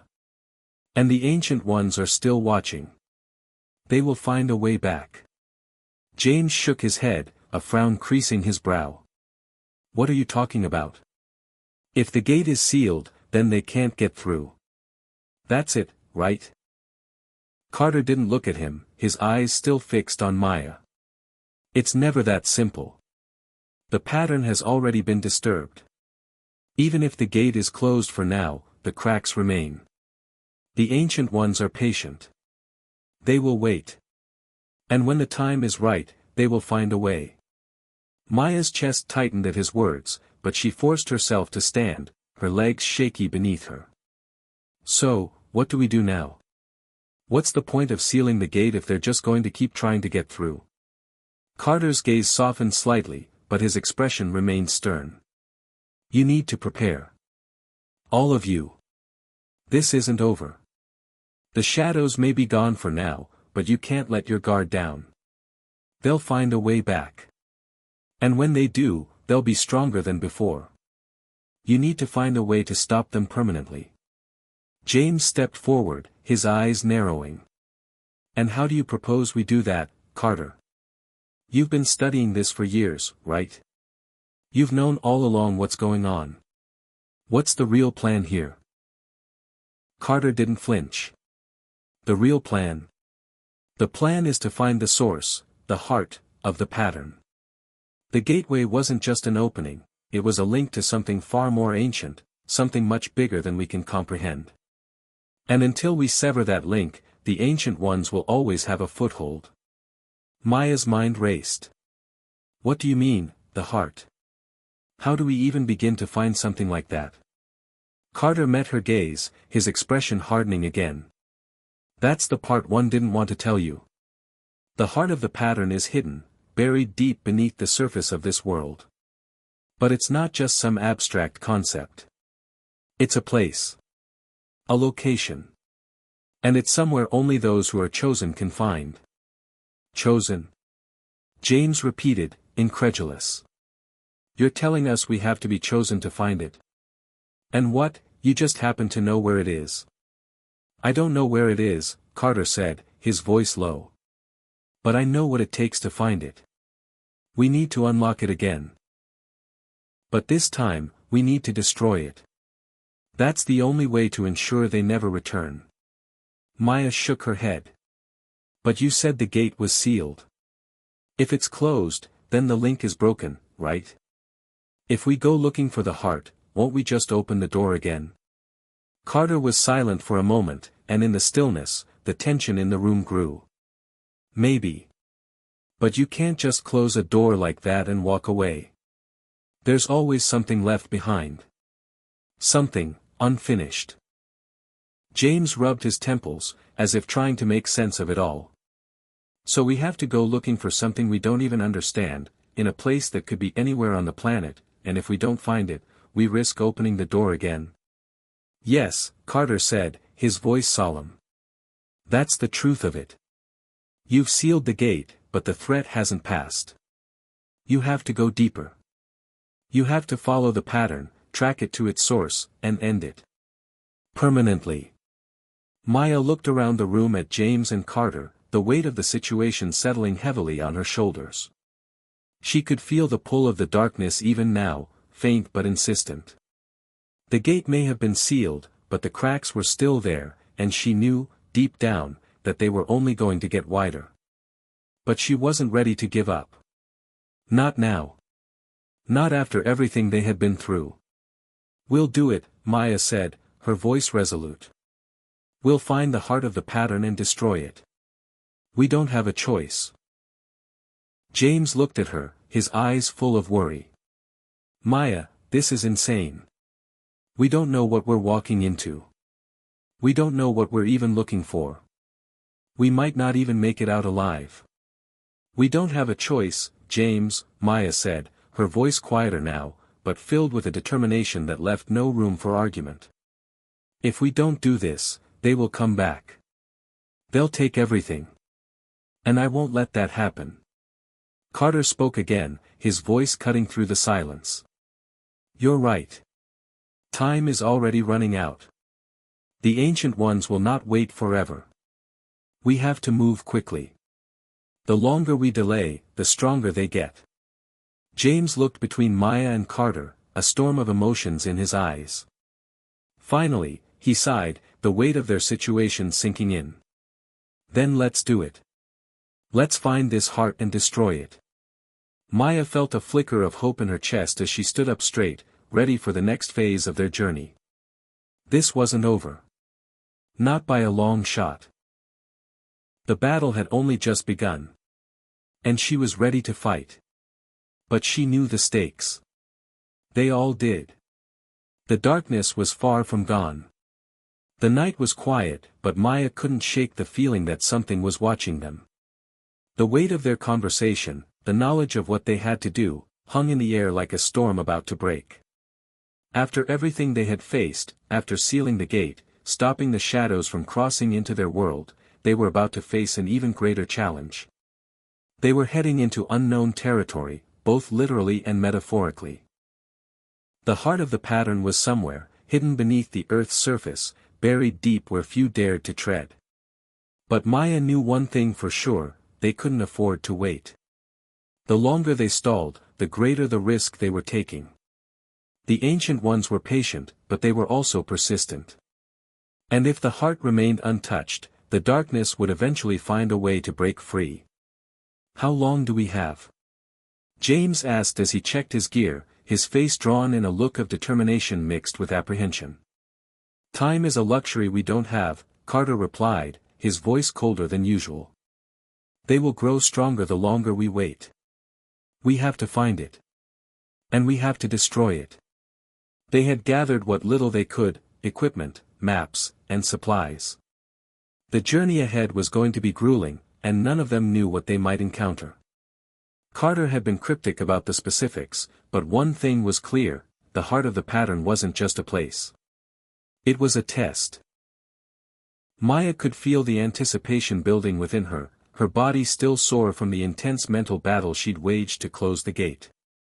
She wasn't sure how long they had until the Ancient Ones began their next move, but she could feel them, a low hum, a persistent tug at the edges of her mind, like a distant whisper that never quite went away.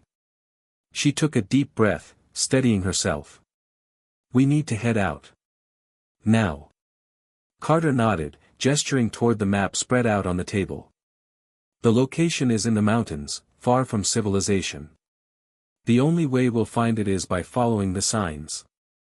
I've been studying the pattern for years. The energy from the gate isn't completely gone, it's still pulsing, but it's fragmented. We need to track it back to the source. James grabbed a heavy jacket, securing his pack. So we're basically following a trail of invisible breadcrumbs that lead us into the middle of nowhere? More or less, Carter replied. But it won't be easy. The deeper we go, the more difficult it will be to keep our bearings. The heart is in a place that bends reality, distorts perception. It's not just physical distance we need to measure. Time itself may act differently. Maya felt a chill run through her, though the air in the room was warm. What do you mean, time acts differently? Carter hesitated. The heart of the pattern doesn't just exist in the physical world. It's connected to other realms, places where the rules we know don't apply. We may find ourselves in moments from the past, or worse, trapped in cycles of events we can't control. But that's a risk we have to take.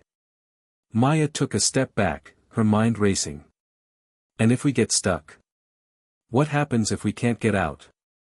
We can't afford to think like that, Carter said firmly. If we don't destroy the heart, then everything we've been through, the gate, the shadows, the danger, it's all for nothing. The pattern will remain, and the ancient ones will eventually come back. We can't let that happen. James moved closer to Maya, his hand gently brushing her arm. I'm with you on this. We've come this far. We can't stop now. Maya looked at him, seeing the same determination in his eyes that she felt in her chest. She wasn't alone in this. She never would be. Then let's go, she said, her voice steady. No turning back. With one last glance at their supplies and the map, the trio headed out into the night, their footsteps echoing on the cold concrete. They had a long journey ahead, but for the first time in days, Maya felt a spark of hope. They might be walking into the unknown, but they were doing it together. And that made all the difference. The drive to the mountains took hours, the landscape around them growing more desolate as they left the last traces of civilization behind. The road was winding, barely more than a trail in some places, and the further they went, the more the weight of the silence pressed in on them. There was nothing but the sound of their tires on the gravel and the occasional whisper of wind through the trees. Maya sat in the back of the truck, her fingers tapping restlessly against her thigh as she stared out into the dark wilderness. Her thoughts kept returning to the heart of the pattern. What was it, really? How could something so powerful, so dangerous, be buried beneath the earth, waiting for them to find it? And how could they be sure they had the strength to destroy it once they did? How much farther, she asked, her voice barely above a whisper. Carter glanced over his shoulder, his eyes narrowed. A few more miles. But once we hit the base of the mountain, the real challenge begins. James looked at him. How will we know when we're close? Carter didn't respond immediately, instead glancing at the horizon as though searching for something. We'll feel it, he said at last, his voice distant. The energy will grow stronger the closer we get. It won't be subtle. But be prepared. Once we're within range, the pattern will begin to test us. Maya frowned. What do you mean by test? It's hard to explain, Carter said. But think of it like a trial, something that forces you to confront your greatest fears, your deepest doubts. The heart doesn't just want to be found. It wants to see if you're worthy of destroying it. If it senses weakness, it will use that against you. The air inside the truck grew thicker, as if the weight of Carter's words had filled the space around them. Maya shifted uncomfortably in her seat, her mind churning with possibilities. Could they truly face whatever the heart had in store for them? Could they hold up against the tests it would present? They didn't have much of a choice. The mountains loomed ahead, their peaks dark and jagged against the starless sky. The deep shadows around them seemed to close in, and Maya couldn't shake the feeling that something was waiting for them. The heart of the pattern was close now, closer than ever. And she could feel it, deep in her bones. The real trial was about to begin. The truck came to a jarring halt at the foot of the mountains, the gravel crunching under the tires as they parked. The air felt different here, thicker, heavier. It wasn't just the altitude, it was as if the land itself had a pulse, a heartbeat that was almost in sync with Maya's own. She could feel it in her chest, the eerie sensation that something was watching them. The feeling made the hairs on her arms stand on end. "This is it," Carter said, his voice low and serious. "From here on, we travel on foot." Maya stepped out of the truck, the cold mountain air biting at her skin. The night was clear, the stars sharp and crisp overhead. But there was something unsettling about the stillness of it all. No animals, no insects, just the sound of the wind that seemed to be carrying a whispering voice, faint but persistent. She tried to shake off the feeling, but it lingered. James slammed the truck door behind him, adjusting his gear as he scanned the area. "How do we know which way to go?" "The pattern will guide us," Carter answered, his voice calm, but there was an edge to it. "Follow the signs. It won't be easy, but they will appear. The heart is close." Maya wasn't entirely convinced, but she nodded anyway. She wasn't here for answers. She was here for the truth, whatever that truth might be. She trusted Carter, but that trust was beginning to fray at the edges. The further they went, the more unclear their path seemed. The first few miles were uneventful, save for the increasing unease that settled in the pit of Maya's stomach. The landscape was harsh, rugged terrain, towering cliffs, and dense forests.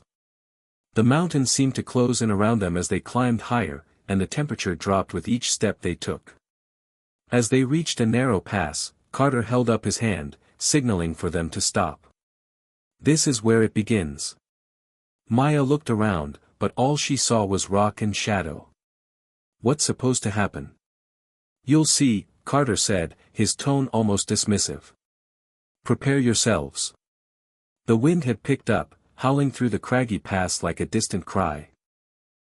Maya felt her pulse quicken, and for a moment, it was as though the earth itself was holding its breath. She tried to steady her thoughts, but her nerves were getting the best of her. She didn't know what Carter meant by the test, but the anticipation gnawed at her. And then, the first sign appeared. A flicker of movement in the corner of her vision. She turned quickly, but the shadow was gone. She shook her head, trying to focus. It was just the wind, right? But then, it happened again, only this time, it was clearer.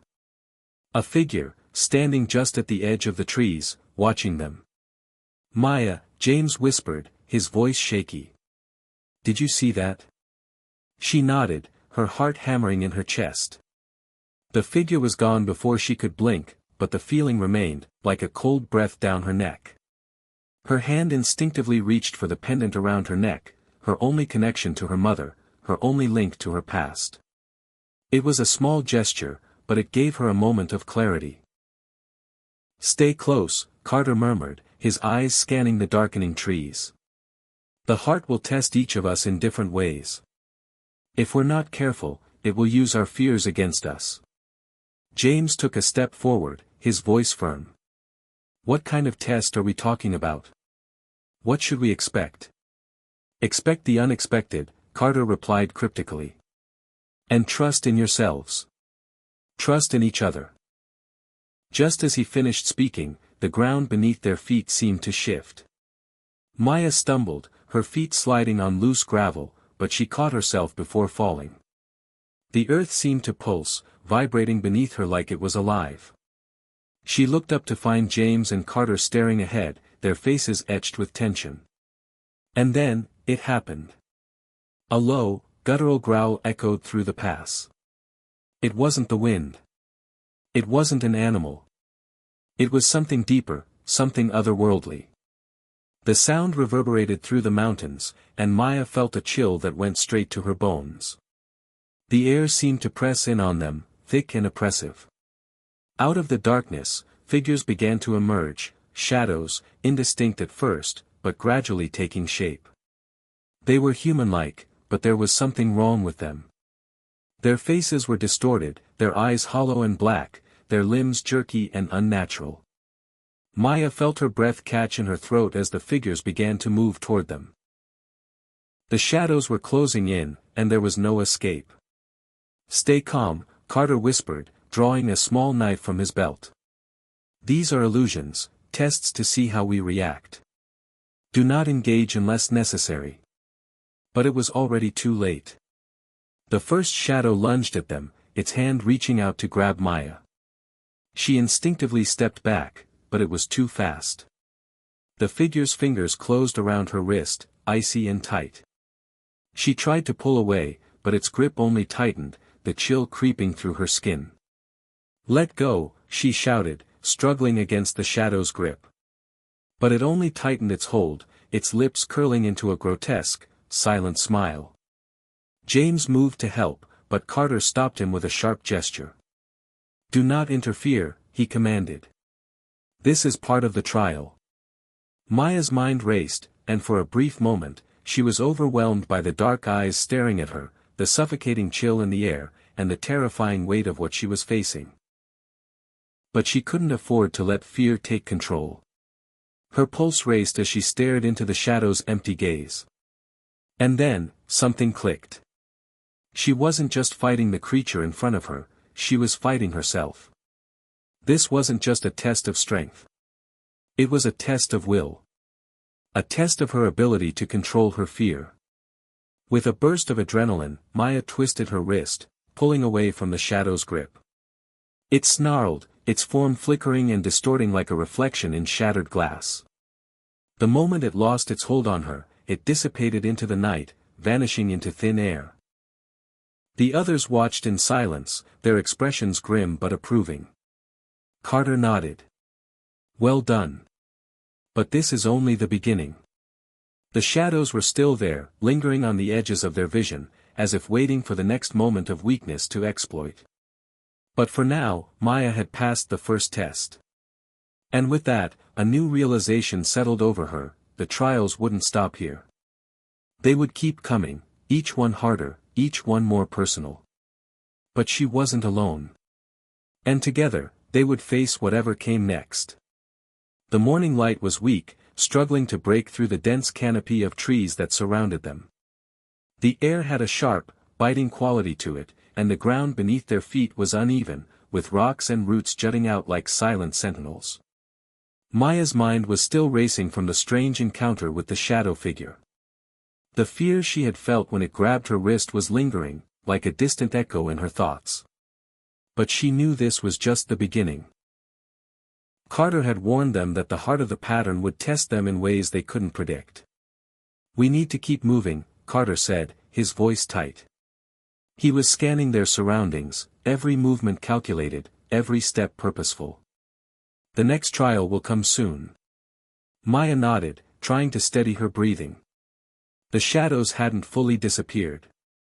She could feel them watching, lurking just out of sight, as if waiting for the right moment to strike again. But she couldn't let fear control her, not now, not when they were this close. The heart was somewhere ahead, buried deep in the mountains, and every trial would bring them one step closer to it. James walked beside her, his pace slow and deliberate. He was clearly still shaken by the encounter, but his focus had returned. "How many trials are there?" he asked, glancing at Carter. Carter looked at him, his face hardening. "As many as it takes. The pattern won't let us pass until it knows we are worthy. But remember this. The trials are not just tests of strength. They're tests of character, of conviction. The moment you doubt yourself, it will take advantage of that." Maya swallowed hard, the weight of his words settling into her bones. She had already faced one trial, but the idea that they hadn't even begun to scratch the surface of what was ahead left her unsettled.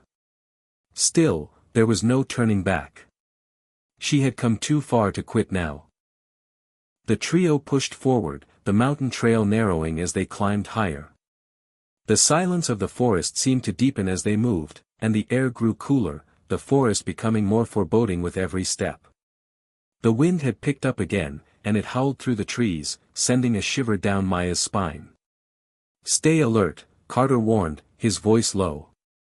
"The heart is closer than we think. We're entering a part of the mountain that's been untouched for centuries. The energy here is unlike anything you've felt before." Maya could feel it now.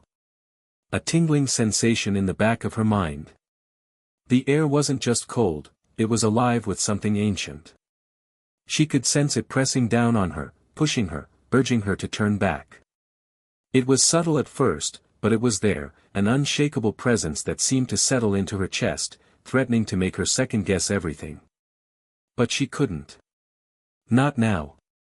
Suddenly, the path ahead of them widened, opening into a clearing. The trees were thinner here, their gnarled branches twisting and reaching toward the sky like dark, skeletal hands. The ground was uneven, patches of grass and moss growing between the cracks in the rock. In the center of the clearing was a massive stone archway, towering over them, its surface covered in strange symbols and markings. Maya's breath caught in her throat as she approached it. The symbols were unlike anything she had seen before. They seemed to shift and move, changing with every blink, as if they were alive. Carter stepped forward, his eyes locked on the archway. "This is it," he said. "The second trial. The pattern is about to reveal itself." James frowned, looking around nervously. "What do we do now?" "We walk through," Carter said. "But be prepared. The second trial will test us in a different way than the first. This time, it's not just about fear. It's about truth." Before Maya could ask what he meant, the ground beneath their feet trembled, a low rumble that seemed to come from deep within the earth. The archway shifted, the stone groaning as if waking from a long slumber. A thick fog began to rise from the ground, swirling around them in tendrils of mist. Maya squinted through the fog, trying to make sense of what was happening. The air grew thick and suffocating, and she had to fight the instinct to run. The fog seemed to swallow everything in its path, obscuring her vision and drowning out the sound of the wind. Then, she saw it. A figure stepped out of the mist, appearing as if materializing from the very fog itself. It was a woman, tall, regal, with long black hair that cascaded around her shoulders. Her eyes gleamed with an intensity that was both mesmerizing and terrifying. She wore a long, flowing dress, but the fabric shimmered and shifted, as if it were made of shadows themselves. "Welcome," the woman said, her voice echoing in Maya's mind. "You have reached the second trial, and you will now face the truth. What will you choose?" Maya froze, unable to speak for a moment. The woman was staring at her, her gaze piercing and knowing. It felt as though she could see into Maya's very soul, uncovering her deepest fears, her darkest secrets. The woman stepped closer, and Maya instinctively took a step back. "What do you mean?" Maya asked, her voice trembling despite her best efforts to remain calm. "The truth," the woman repeated, her smile cold and enigmatic. "The truth about yourself. The pattern will not let you pass until you confront it. You will see what you refuse to face. You will be forced to choose what is most important to you." Before Maya could respond, the ground beneath her feet shifted again, and the mist thickened. Images began to form in the fog, familiar faces, familiar scenes, memories that Maya had long since buried. She saw her mother's smiling face, the way she used to hold her close when Maya was young. She saw her father, distant and cold, always focused on his work, never truly there for her. She saw herself as a child, full of hope, running through fields of flowers, laughing with friends who no longer seemed to matter. But then, the images shifted. She saw herself standing alone in a dark room, the walls closing in around her. She saw the fear in her own eyes, the crushing weight of loneliness. She saw herself walking away from everything she had ever known, cutting ties with her past, hiding the pain she couldn't face. Her breath quickened, her heart pounding in her chest as the images grew darker, more disturbing. She saw the moment when everything changed, when she had made a choice to turn away from the people who had loved her, the people who had trusted her. The truth was unbearable. "Make your choice," the woman's voice whispered. "You can continue on your path, or you can turn back. You can remain in the past, where it's safe, or you can face the truth and move forward." Maya's hands shook as the fog swirled around her, the weight of the decision pressing down on her chest. She could feel the pull of the past, the desire to retreat, to ignore the painful truths that had shaped her. But she knew, deep down, that she couldn't stay trapped in those memories forever. She had to move forward. "I choose to move forward," Maya said, her voice trembling but determined. "I choose to face the truth." The woman's smile faded, and the fog began to recede. The images disappeared, leaving only silence in their wake. The stone archway loomed ahead, its symbols now glowing softly, as if acknowledging her choice. "You have passed the second trial," the woman said, her voice now a mere echo. "But be warned, the heart is still ahead. The trials will grow harder." With that, the mist disappeared entirely, and the clearing was once again bathed in the pale light of the morning sun. Maya exhaled deeply, feeling the weight of the trial lift from her shoulders. But the sense of unease remained, a constant reminder that the journey was far from over. "We're not done yet," Carter said, his voice quiet but resolute. "The next trial will test us even further." Maya nodded, her resolve hardening. She had passed the second trial, but the heart of the pattern was still out there, waiting. And she would not stop until it was destroyed. The path had grown even steeper as they continued their ascent up the mountainside. The trees were fewer now, their towering trunks replaced by jagged rocks that seemed to pierce the sky like the teeth of some ancient beast. Maya felt the weight of their journey bearing down on her, but it wasn't just the physical exhaustion that wore her down, it was the constant pressure of the trials, the overwhelming feeling that something was always watching, always waiting for her to falter. James walked beside her, his silence speaking volumes. He hadn't said much since they'd left the clearing, his face a mask of contemplation. Maya didn't need to ask what was going on in his mind, she could see it in the way his eyes darted from shadow to shadow, the way he gripped his gear a little too tightly. Maya had been just as quiet. The trial in the fog had shaken her more than she cared to admit. Seeing those visions, reliving the darkest parts of her past, it had been almost too much. But Carter was right. She couldn't turn back now. There was no room for regret, no room for hesitation. The heart of the pattern was still out there, and it was their only chance to end this nightmare once and for all. They came to a clearing where the trees thinned, and before them stood a massive stone structure, half buried beneath the earth. It was ancient, older than anything Maya had ever seen. Moss clung to the crumbling walls, and the ground was scattered with fragments of broken stone, their edges worn smooth by time. "This is it," Carter said, his voice taut with anticipation. "The third trial begins here." Maya looked around, her heart pounding in her chest. The stone structure was like nothing she had ever imagined. It was as if it had been placed there for them to find, as if the mountain itself had been waiting for them to arrive. A sense of foreboding hung in the air, thick and suffocating, and Maya could almost feel the ground beneath her feet trembling in response. James eyed the structure warily. "What is this place?" Carter hesitated, his gaze fixed on the ruins. "This is the gateway. It's where the heart of the pattern lies. But to access it, we must face what it holds inside. The trial here isn't just about physical endurance or overcoming fear, it's about understanding. We must face the consequences of our actions, and more importantly, our inactions." Maya frowned, confusion washing over her. "What does that mean?" "It means that this trial will show us the choices we've made in our lives, the choices we've avoided. And we will be forced to confront the consequences of those choices," Carter explained. "It will ask us to look at the truth, not just about ourselves, but about everything we've ever done to others."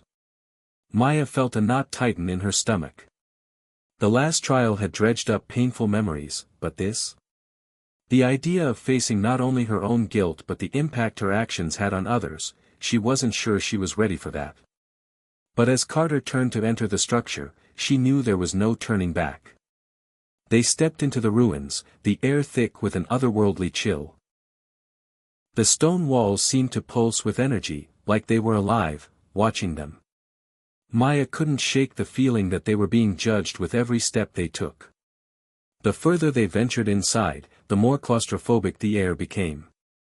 Suddenly, the ground beneath their feet shifted, and the walls began to glow with a faint blue light.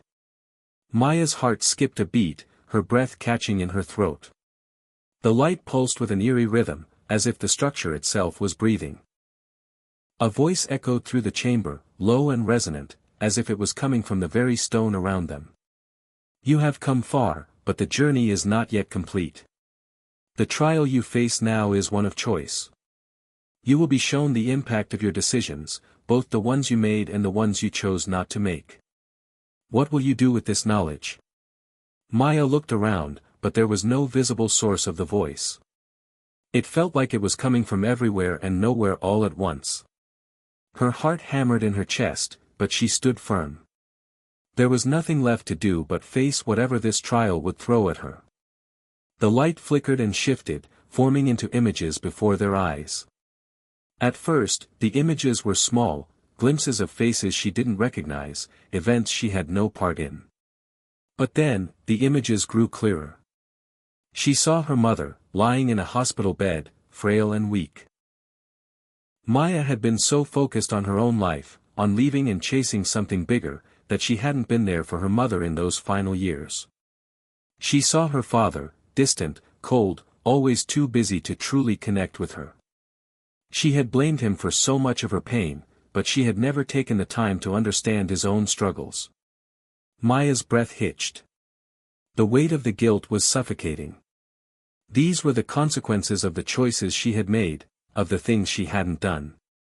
She had chosen to run away from her family, to cut ties when things got difficult. She had chosen to prioritize her ambitions over the people who had loved her unconditionally. Now, she was faced with the aftermath of those decisions. "You have ignored the pain of those around you," the voice continued. "You have chosen to hide from your past, to leave others behind for your own selfish reasons. And now, you must face the truth of those actions." Maya's knees went weak, and she stumbled back, her mind reeling from the images. She wanted to look away, to block them out, but the vision wouldn't stop. It was as if every moment of her life that she had tried to forget was now being paraded in front of her, forcing her to relive the shame, the regret, and the unanswered questions. But then, something shifted. The light in the chamber flickered again, and the voice softened. "But what if you could change your path? What if you could make amends? Would you be willing to sacrifice what you have now to heal the wounds you have caused?" Maya swallowed, the weight of the question pressing down on her. She could feel her heart beating faster now, the pulse of uncertainty and possibility thrumming through her veins. The images of her past, her regrets, her mistakes, were still there, but now there was an opening, a sliver of hope. The choice was hers. She could continue down the path she had chosen, burying the past, leaving it behind. Or she could turn around, face her mistakes, and try to make things right. But was she strong enough to do that? Could she risk everything she had built to heal the wounds of the past? The voice in the chamber faded into silence as Maya stood there, grappling with the enormity of the choice before her. It was the same choice she had been running from her entire life. Carter, who had been silent throughout the trial, spoke up. "We all have our own choices to make. What you decide here will shape who you become, Maya." The room was still, the weight of the decision pressing down on her. Her mind was racing, but slowly, the answer began to form. She couldn't keep running. Not from herself, not from her family, not from the people she had hurt. "I choose to face it," she said, her voice barely a whisper. "I choose to make amends." The light in the chamber flickered one last time, and then, the stone walls began to crumble. The trial was over. But Maya knew that what lay ahead would be far more difficult. The heart of the pattern was still ahead, and with each trial, she was learning that the true cost of the journey was not just physical, it was emotional, and it was about confronting the hardest truths of her life. And Maya was finally ready to face them. The air felt different now, thicker, heavier, as if the very atmosphere itself had become charged with anticipation. The ruins of the gateway still smoldered in the distance, their crumbling stones a silent witness to the trials they had faced. Maya could feel the pulse of the mountain beneath her feet, the heartbeat of the land itself. It was like the mountain was alive, aware of their progress, of their choices. Carter led the way with a quiet intensity, his steps sure and purposeful, while James walked beside Maya in a thoughtful silence. Despite the coldness of the mountain air, she could feel the heat rising inside her, a fire that had been kindled by the trials, by the truths she had finally started to confront. The choice she had made in the last trial still echoed in her mind, the words of the voice that had spoken in the chamber, the heavy weight of the decisions she had avoided. But it was more than just a personal reckoning now. She was beginning to understand that the heart of the pattern wasn't simply about facing her own past, it was about something far greater. Something tied to the future, to the very fabric of the world they inhabited. The heart wasn't just a metaphor, it was a living force, something that had to be stopped before it consumed everything. The path ahead was steeper now, the mountain growing more inhospitable the further they climbed. The wind had picked up, howling through the peaks, but it wasn't the cold that made Maya shiver. It was the sense that they were nearing the end of their journey, no longer just toward the heart of the pattern, but toward something far more ominous. As they crested the next ridge, the landscape shifted. The mountain seemed to narrow into a sharp, jagged line, cutting through the sky like the spine of a great beast. The air was thin up here, and the sun barely touched the ground, casting long, dark shadows over everything. It felt like they had crossed into another world, a place untouched by time, where nothing was familiar. "This is it," Carter said, his voice breaking through Maya's reverie. He had stopped at the edge of the ridge, staring out into the vast, empty expanse. "We're close. The heart is just beyond that last pass." Maya took a deep breath and stepped forward, the last remnants of her hesitation dissipating with each step. She had come too far to stop now, and yet, the weight of the journey pressed heavily on her chest. The trials had taken more from her than she could have ever anticipated, but they had also given her something. Strength. Resolve. A deeper understanding of who she was, and of what she had to do. James looked over at her, his face tight with determination. "Are you ready?" Maya nodded, her throat tight. "I'm ready." The last pass loomed before them, an almost impassable chasm between them and the heart. As they began to cross the narrow bridge of rock that led through the gap, the air seemed to grow colder, and a strange hum filled the silence. It wasn't the wind this time, but something else, something deeper. Maya could feel it vibrating through her bones, like the pulse of the earth itself.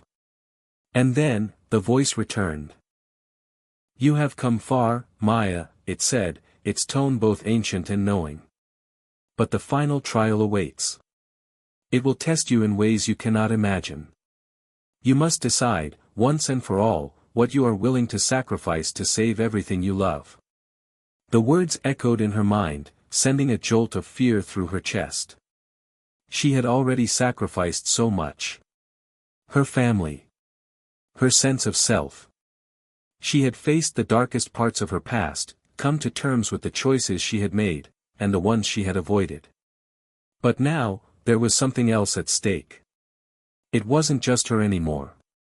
They reached the other side of the pass, and in front of them stood a massive stone door, its surface carved with intricate patterns that seemed to shift and change, almost as if they were alive.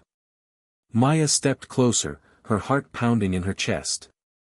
She had the strangest feeling that the door knew who they were, knew what they had come for. Carter stepped forward, his expression unreadable. "This is the final trial," he said quietly. "We must enter. The heart is within, but it will test us all." Maya's hand instinctively went to the small pendant around her neck, an old gift from her mother, something she had kept close for years, a reminder of the person she used to be. For a moment, she wondered if she would ever see her mother again, if she would ever be able to make up for the years she had wasted. But she couldn't think about that now. There was no time for regret. Only the future. With a deep breath, she stepped forward, following Carter through the massive stone door. Inside, the air was thick with the presence of something ancient.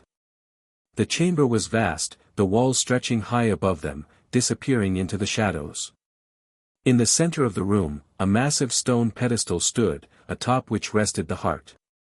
It was a crystal, glowing with an inner fire, its light pulsating like a heartbeat.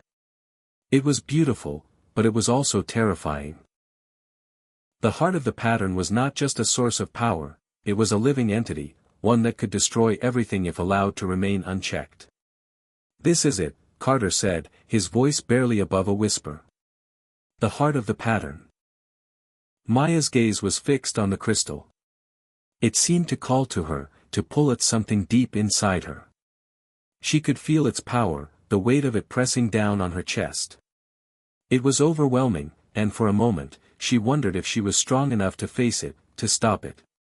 The voice returned, its tone now commanding. "You have come far, Maya. But this is where your journey ends, or where it begins. The choice is yours." Maya's breath caught in her throat. What choice? What was left to choose? "You must decide," the voice continued, "what you are willing to sacrifice. The heart must be destroyed. But the price will be great." Maya stepped closer to the pedestal, her hand trembling as she reached out. She could feel the warmth of the heart, could sense its power. But she knew that power had to be stopped. The world depended on it. But what would she have to give up to do it? Her mother's face flashed in her mind again, the image of her father standing just out of reach, the relationships she had broken. Could she really destroy something so powerful, so beautiful? Could she sacrifice herself, her memories, everything she had fought for? But she knew there was no choice. "I will do it," she whispered, her voice steady despite the storm raging inside her. "I will destroy the heart." And as she spoke the words, the room seemed to tremble, the crystal flickering with a blinding light. The final trial had begun. Maya's heart was racing. Her fingers hovered just inches from the glowing crystal, the heart of the pattern. She could feel its energy pulsing, its warmth seeping into her skin. It was beautiful, mesmerizing in its otherworldly brilliance, yet she knew its presence meant destruction. The weight of her decision pressed heavily on her chest, each heartbeat seeming to echo through the chamber. The voice, now distant and almost echoing, spoke again, softer this time, yet with an undeniable urgency. "Are you prepared to give everything? To sever the connection that ties you to this world, to all that you know?" Maya felt the pulse of the crystal deep within her soul, its rhythm mirroring her own. It was as if it had a mind of its own, trying to coax her, trying to make her second-guess everything she had learned on this journey. She thought of the trials, the pain, the revelations that had come with each one. The fog had shown her the past she had neglected. The gateway had forced her to face the people she had hurt with her decisions. Each trial had chipped away at the walls she had so carefully built around herself. But now, at the precipice of this final trial, Maya was no longer the same person who had started this journey. She was stronger, more resolute, and more aware of the weight of her own choices. She glanced over at Carter and James. Both were silent, their eyes locked on her, waiting for her to make the final decision. Carter's face was unreadable, but there was a glint of something in his eyes, a quiet respect for what she was about to do. James stood next to her, his expression tense but full of faith. She knew they were both ready to support her, no matter what the cost. This was no longer just about her. It never had been. "I'm ready," Maya said, her voice steady and unwavering. The voice in the chamber responded almost immediately, its tone shifting. "The heart cannot be destroyed without consequence. It is a part of this world, a part of you. The power you seek to undo will come at a great price. Are you willing to sacrifice what you have learned on this journey, everything that has shaped you, to protect the world from its destruction? Maya swallowed, her throat tight with emotion. The heart of the pattern had to be stopped. She couldn't let it continue to shape the future, to consume everything in its path. It was too dangerous, too unpredictable. The world, her friends, and the future they hoped to build, it all depended on this moment. But the price? Could she really sacrifice everything she had gained? Her past, her memories, her very identity. She closed her eyes, the weight of her decision crashing down on her like a tidal wave. She had seen what the heart of the pattern could do. She had felt its pull, its dark influence. It wasn't just power, it was a force that consumed everything in its wake. And if it was left unchecked, there would be no future. The world, her loved ones, everything she cared about, would be lost. Her hand, now trembling, finally touched the crystal. The moment she made contact, a surge of energy shot through her body, overwhelming her senses. It was like 1,000 voices screaming in her mind, a tidal wave of emotion that threatened to drown her. Her memories, her past, everything she had ever known, flashed before her eyes. The faces of her family. The people she had loved. The choices she had made, both the ones she had regretted and the ones she had left behind. The crystal pulsed beneath her fingers, pulling her deeper into its grip. She could feel it trying to merge with her, to bind her to its essence. Her vision blurred, and for a moment, she couldn't tell where she ended and the heart began. But then, she remembered the words of the trials. The past, the present, and the future, all were intertwined. And the pattern, the heart, was a part of that. A force that had shaped the world, yes, but one that had to be stopped. She had to stop it. With a strength she didn't know she had, Maya pulled her hand away, her breathing ragged as she took a step back. Her chest ached with the weight of the decision she had just made. There was no going back now. The voice spoke once more, this time louder, more insistent. Your sacrifice is complete. The heart has been severed from the pattern. But you will not escape the consequences. The crystal's glow began to flicker, its light dimming as if it were dying.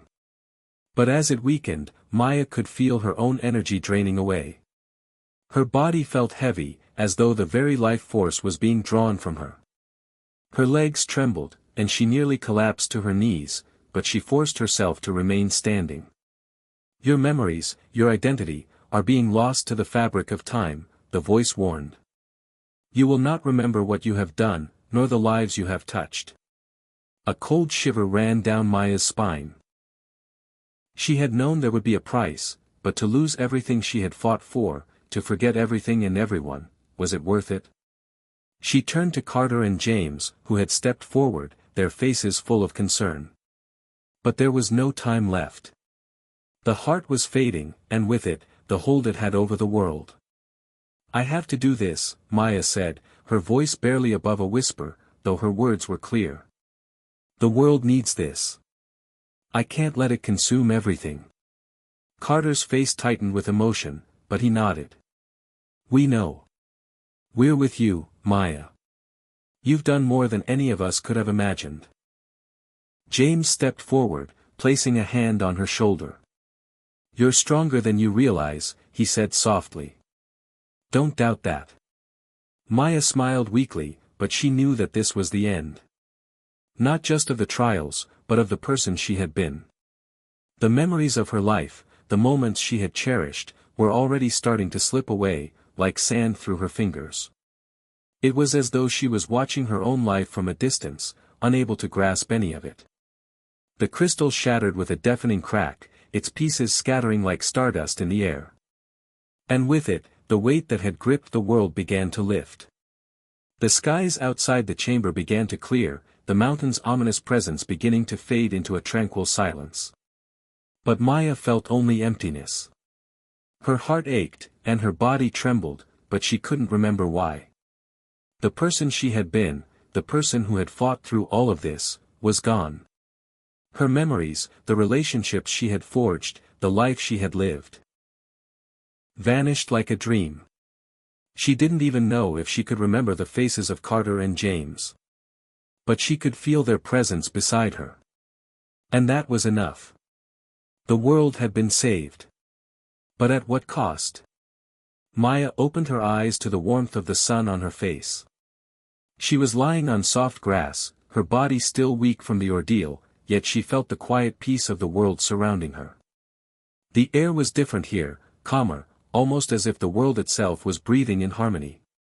For a moment, she simply lay there, absorbing the stillness, the feeling of safety, as though nothing had ever been wrong. But deep down, she knew that wasn't true. Her memories felt distant now, like faded photographs she couldn't quite reach. Faces and names flitted through her mind, familiar yet unknowable. A sense of loss clung to her like a shadow, but she couldn't remember what it was that she had lost. She sat up slowly, her head spinning. The landscape stretched out before her. Lush, green fields rolling beneath a sky that seemed impossibly blue.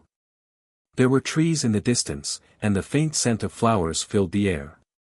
It was beautiful, peaceful, but something felt wrong.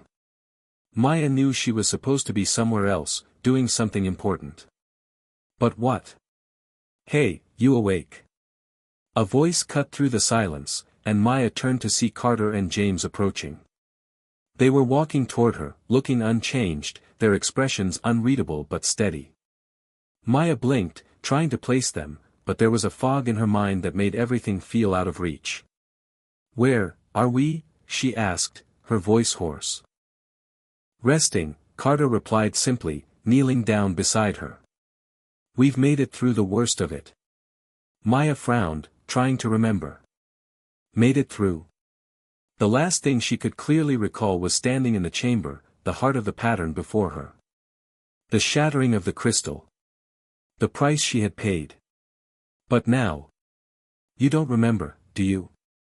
James's voice was gentle, his eyes filled with an understanding that cut straight to the heart of her confusion. "I remember parts," Maya said slowly, her brow furrowed. "But everything feels like it's slipping away. I don't know what happened, what I did." Carter exchanged a glance with James before speaking again. "You saved the world, Maya. You stopped the heart. You did what no one else could." His voice was filled with quiet admiration, but there was something else there, a hint of sadness. Maya's mind raced as she tried to piece together the broken fragments of her memory. She had done something. She knew she had. But it was as though the act itself had erased everything. The memories, the people, everything was now locked behind a wall she couldn't climb. "You paid a price," James added softly. "The heart of the pattern, it was bound to you. The power, the knowledge, it's all gone now. All of it." Maya closed her eyes, as if willing the fog away. She could feel the emptiness inside her, the gaping hole where all the things she had fought for once lived. The faces of her family, the love she had known, the pain and the healing, all of it seemed out of her grasp. "I don't understand," she whispered. "Why did it have to be this way? Why did I have to forget?"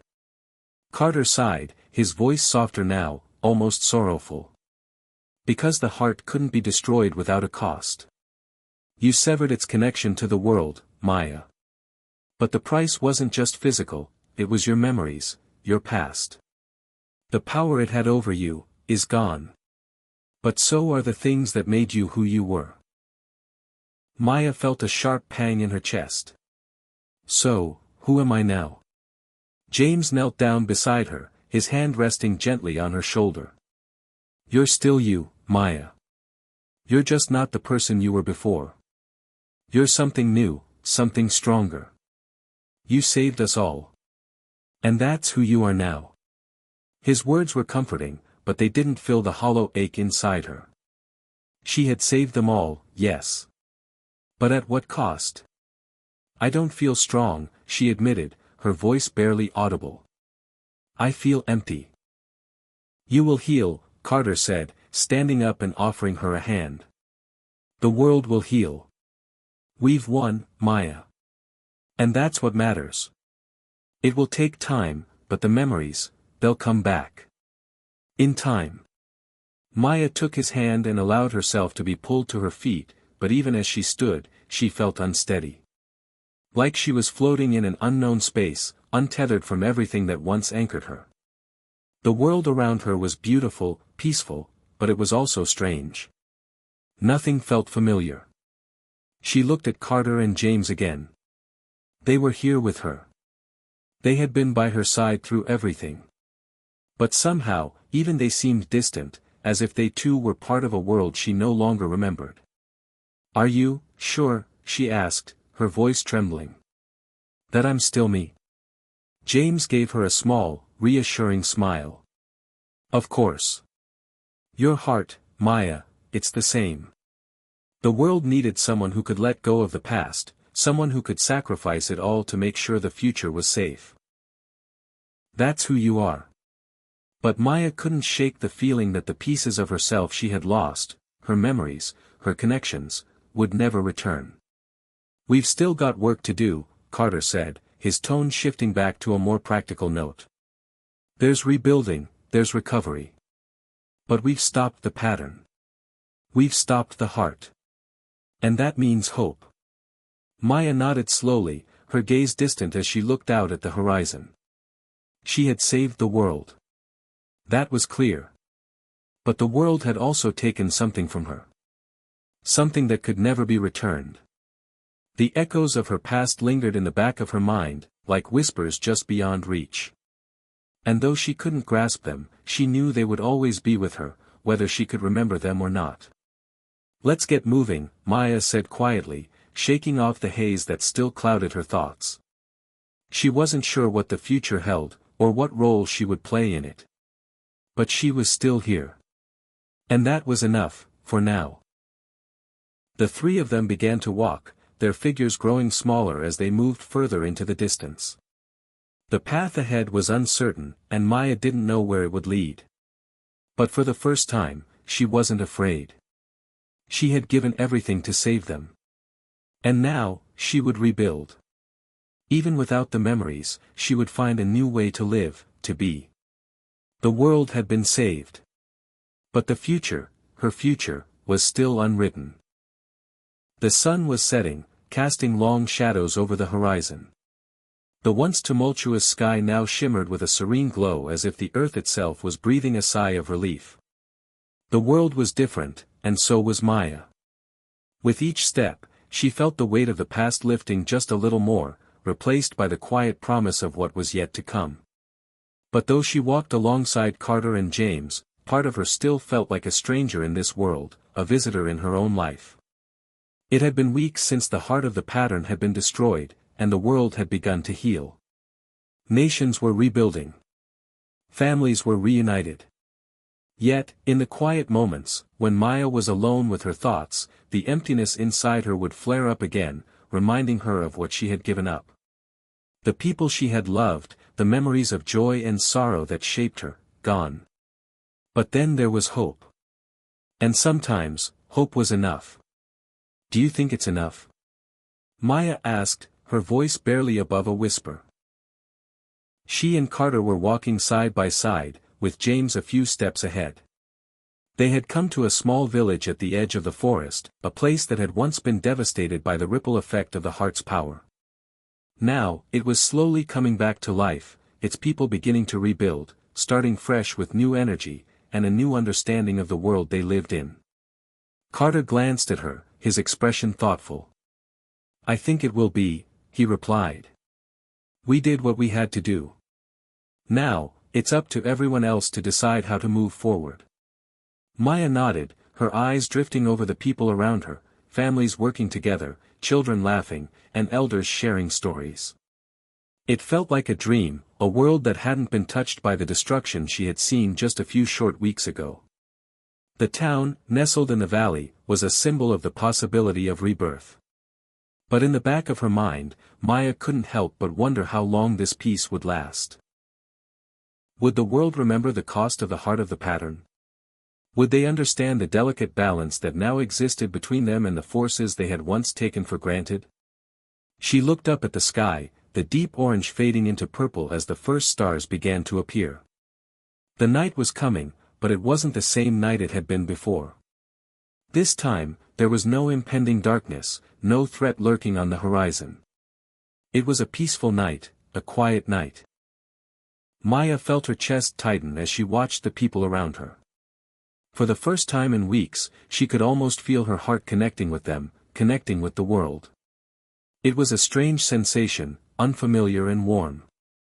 A flicker of memory tugged at the edges of her mind, faces, names, moments of happiness, and though she couldn't fully grasp them, she could sense their presence, like ghosts in the back of her mind. James turned back and grinned, his expression one of quiet satisfaction. "We've made it this far. I think we're due for a little bit of peace." Carter chuckled, shaking his head. "A little? We deserve a lot more than that."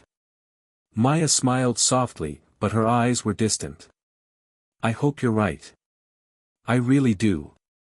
As they reached the center of the village, a woman approached them, a tall, graceful figure with long black hair and a bright smile. Maya recognized her immediately, though she couldn't recall where or how they had met. The woman's face was familiar, but the details were lost. "Is this the famous Maya?" the woman asked, her voice warm and teasing. Maya blinked, a little taken aback. I'm sorry, do I know you?" The woman's smile faltered for a moment, and then she let out a soft laugh. "It's okay. I guess the memories are still coming back. I'm Amina. We met during the trials. You saved my life." Maya's heart skipped. Amina. She tried to recall the moments they'd shared, but the memories were fragmented, like pages torn from a book. There was a faint sense of recognition, a vague understanding that Amina was important, that their paths had crossed in a significant way. But it was just out of reach. I'm sorry, Maya said, feeling the sting of her own uncertainty. "I don't remember much of it. But I know you're important to me." Amina nodded, her eyes kind and patient. "You don't have to remember everything, Maya. What matters is that you're here now. That's enough." Maya felt a lump form in her throat. "I feel like I've lost so much. I don't know how to move forward when I can't remember what I've lost." Amina stepped closer, placing a gentle hand on Maya's arm. "Moving forward isn't about what you've lost, Maya. It's about what you're willing to build now. You've already done the hardest thing. You've saved us all. You've given us the chance to rebuild, and that's worth more than any memory." Maya took a deep breath, letting Amina's words settle in her chest. She had given everything to save the world. She had severed the heart from the pattern, knowing full well what the consequences would be. And now, with the weight of the world lifted, she stood at the threshold of a new life, one that she couldn't remember but one that was still hers to create. "We have the power to create a new world, don't we?" Maya said, more to herself than anyone else. "Yes," Carter said, his voice firm with conviction. "The world is yours to shape, Maya. All of us. The future isn't just about what came before. It's about what we choose now." Maya turned to face him, the weight of his words grounding her in the present. The future was hers to shape. She could choose how to live, how to love, how to rebuild the life she had lost. With one last glance at the peaceful village, Maya knew that her journey wasn't over. It had only just begun. The world had been saved, yes. But now, it was time for her to save herself, to find her place again in this world, to build new memories, to forge new connections. She wasn't the person she had been. But she was something new, a person who had faced the greatest trial, a person who had made the ultimate sacrifice, and a person who, despite everything, still had a future.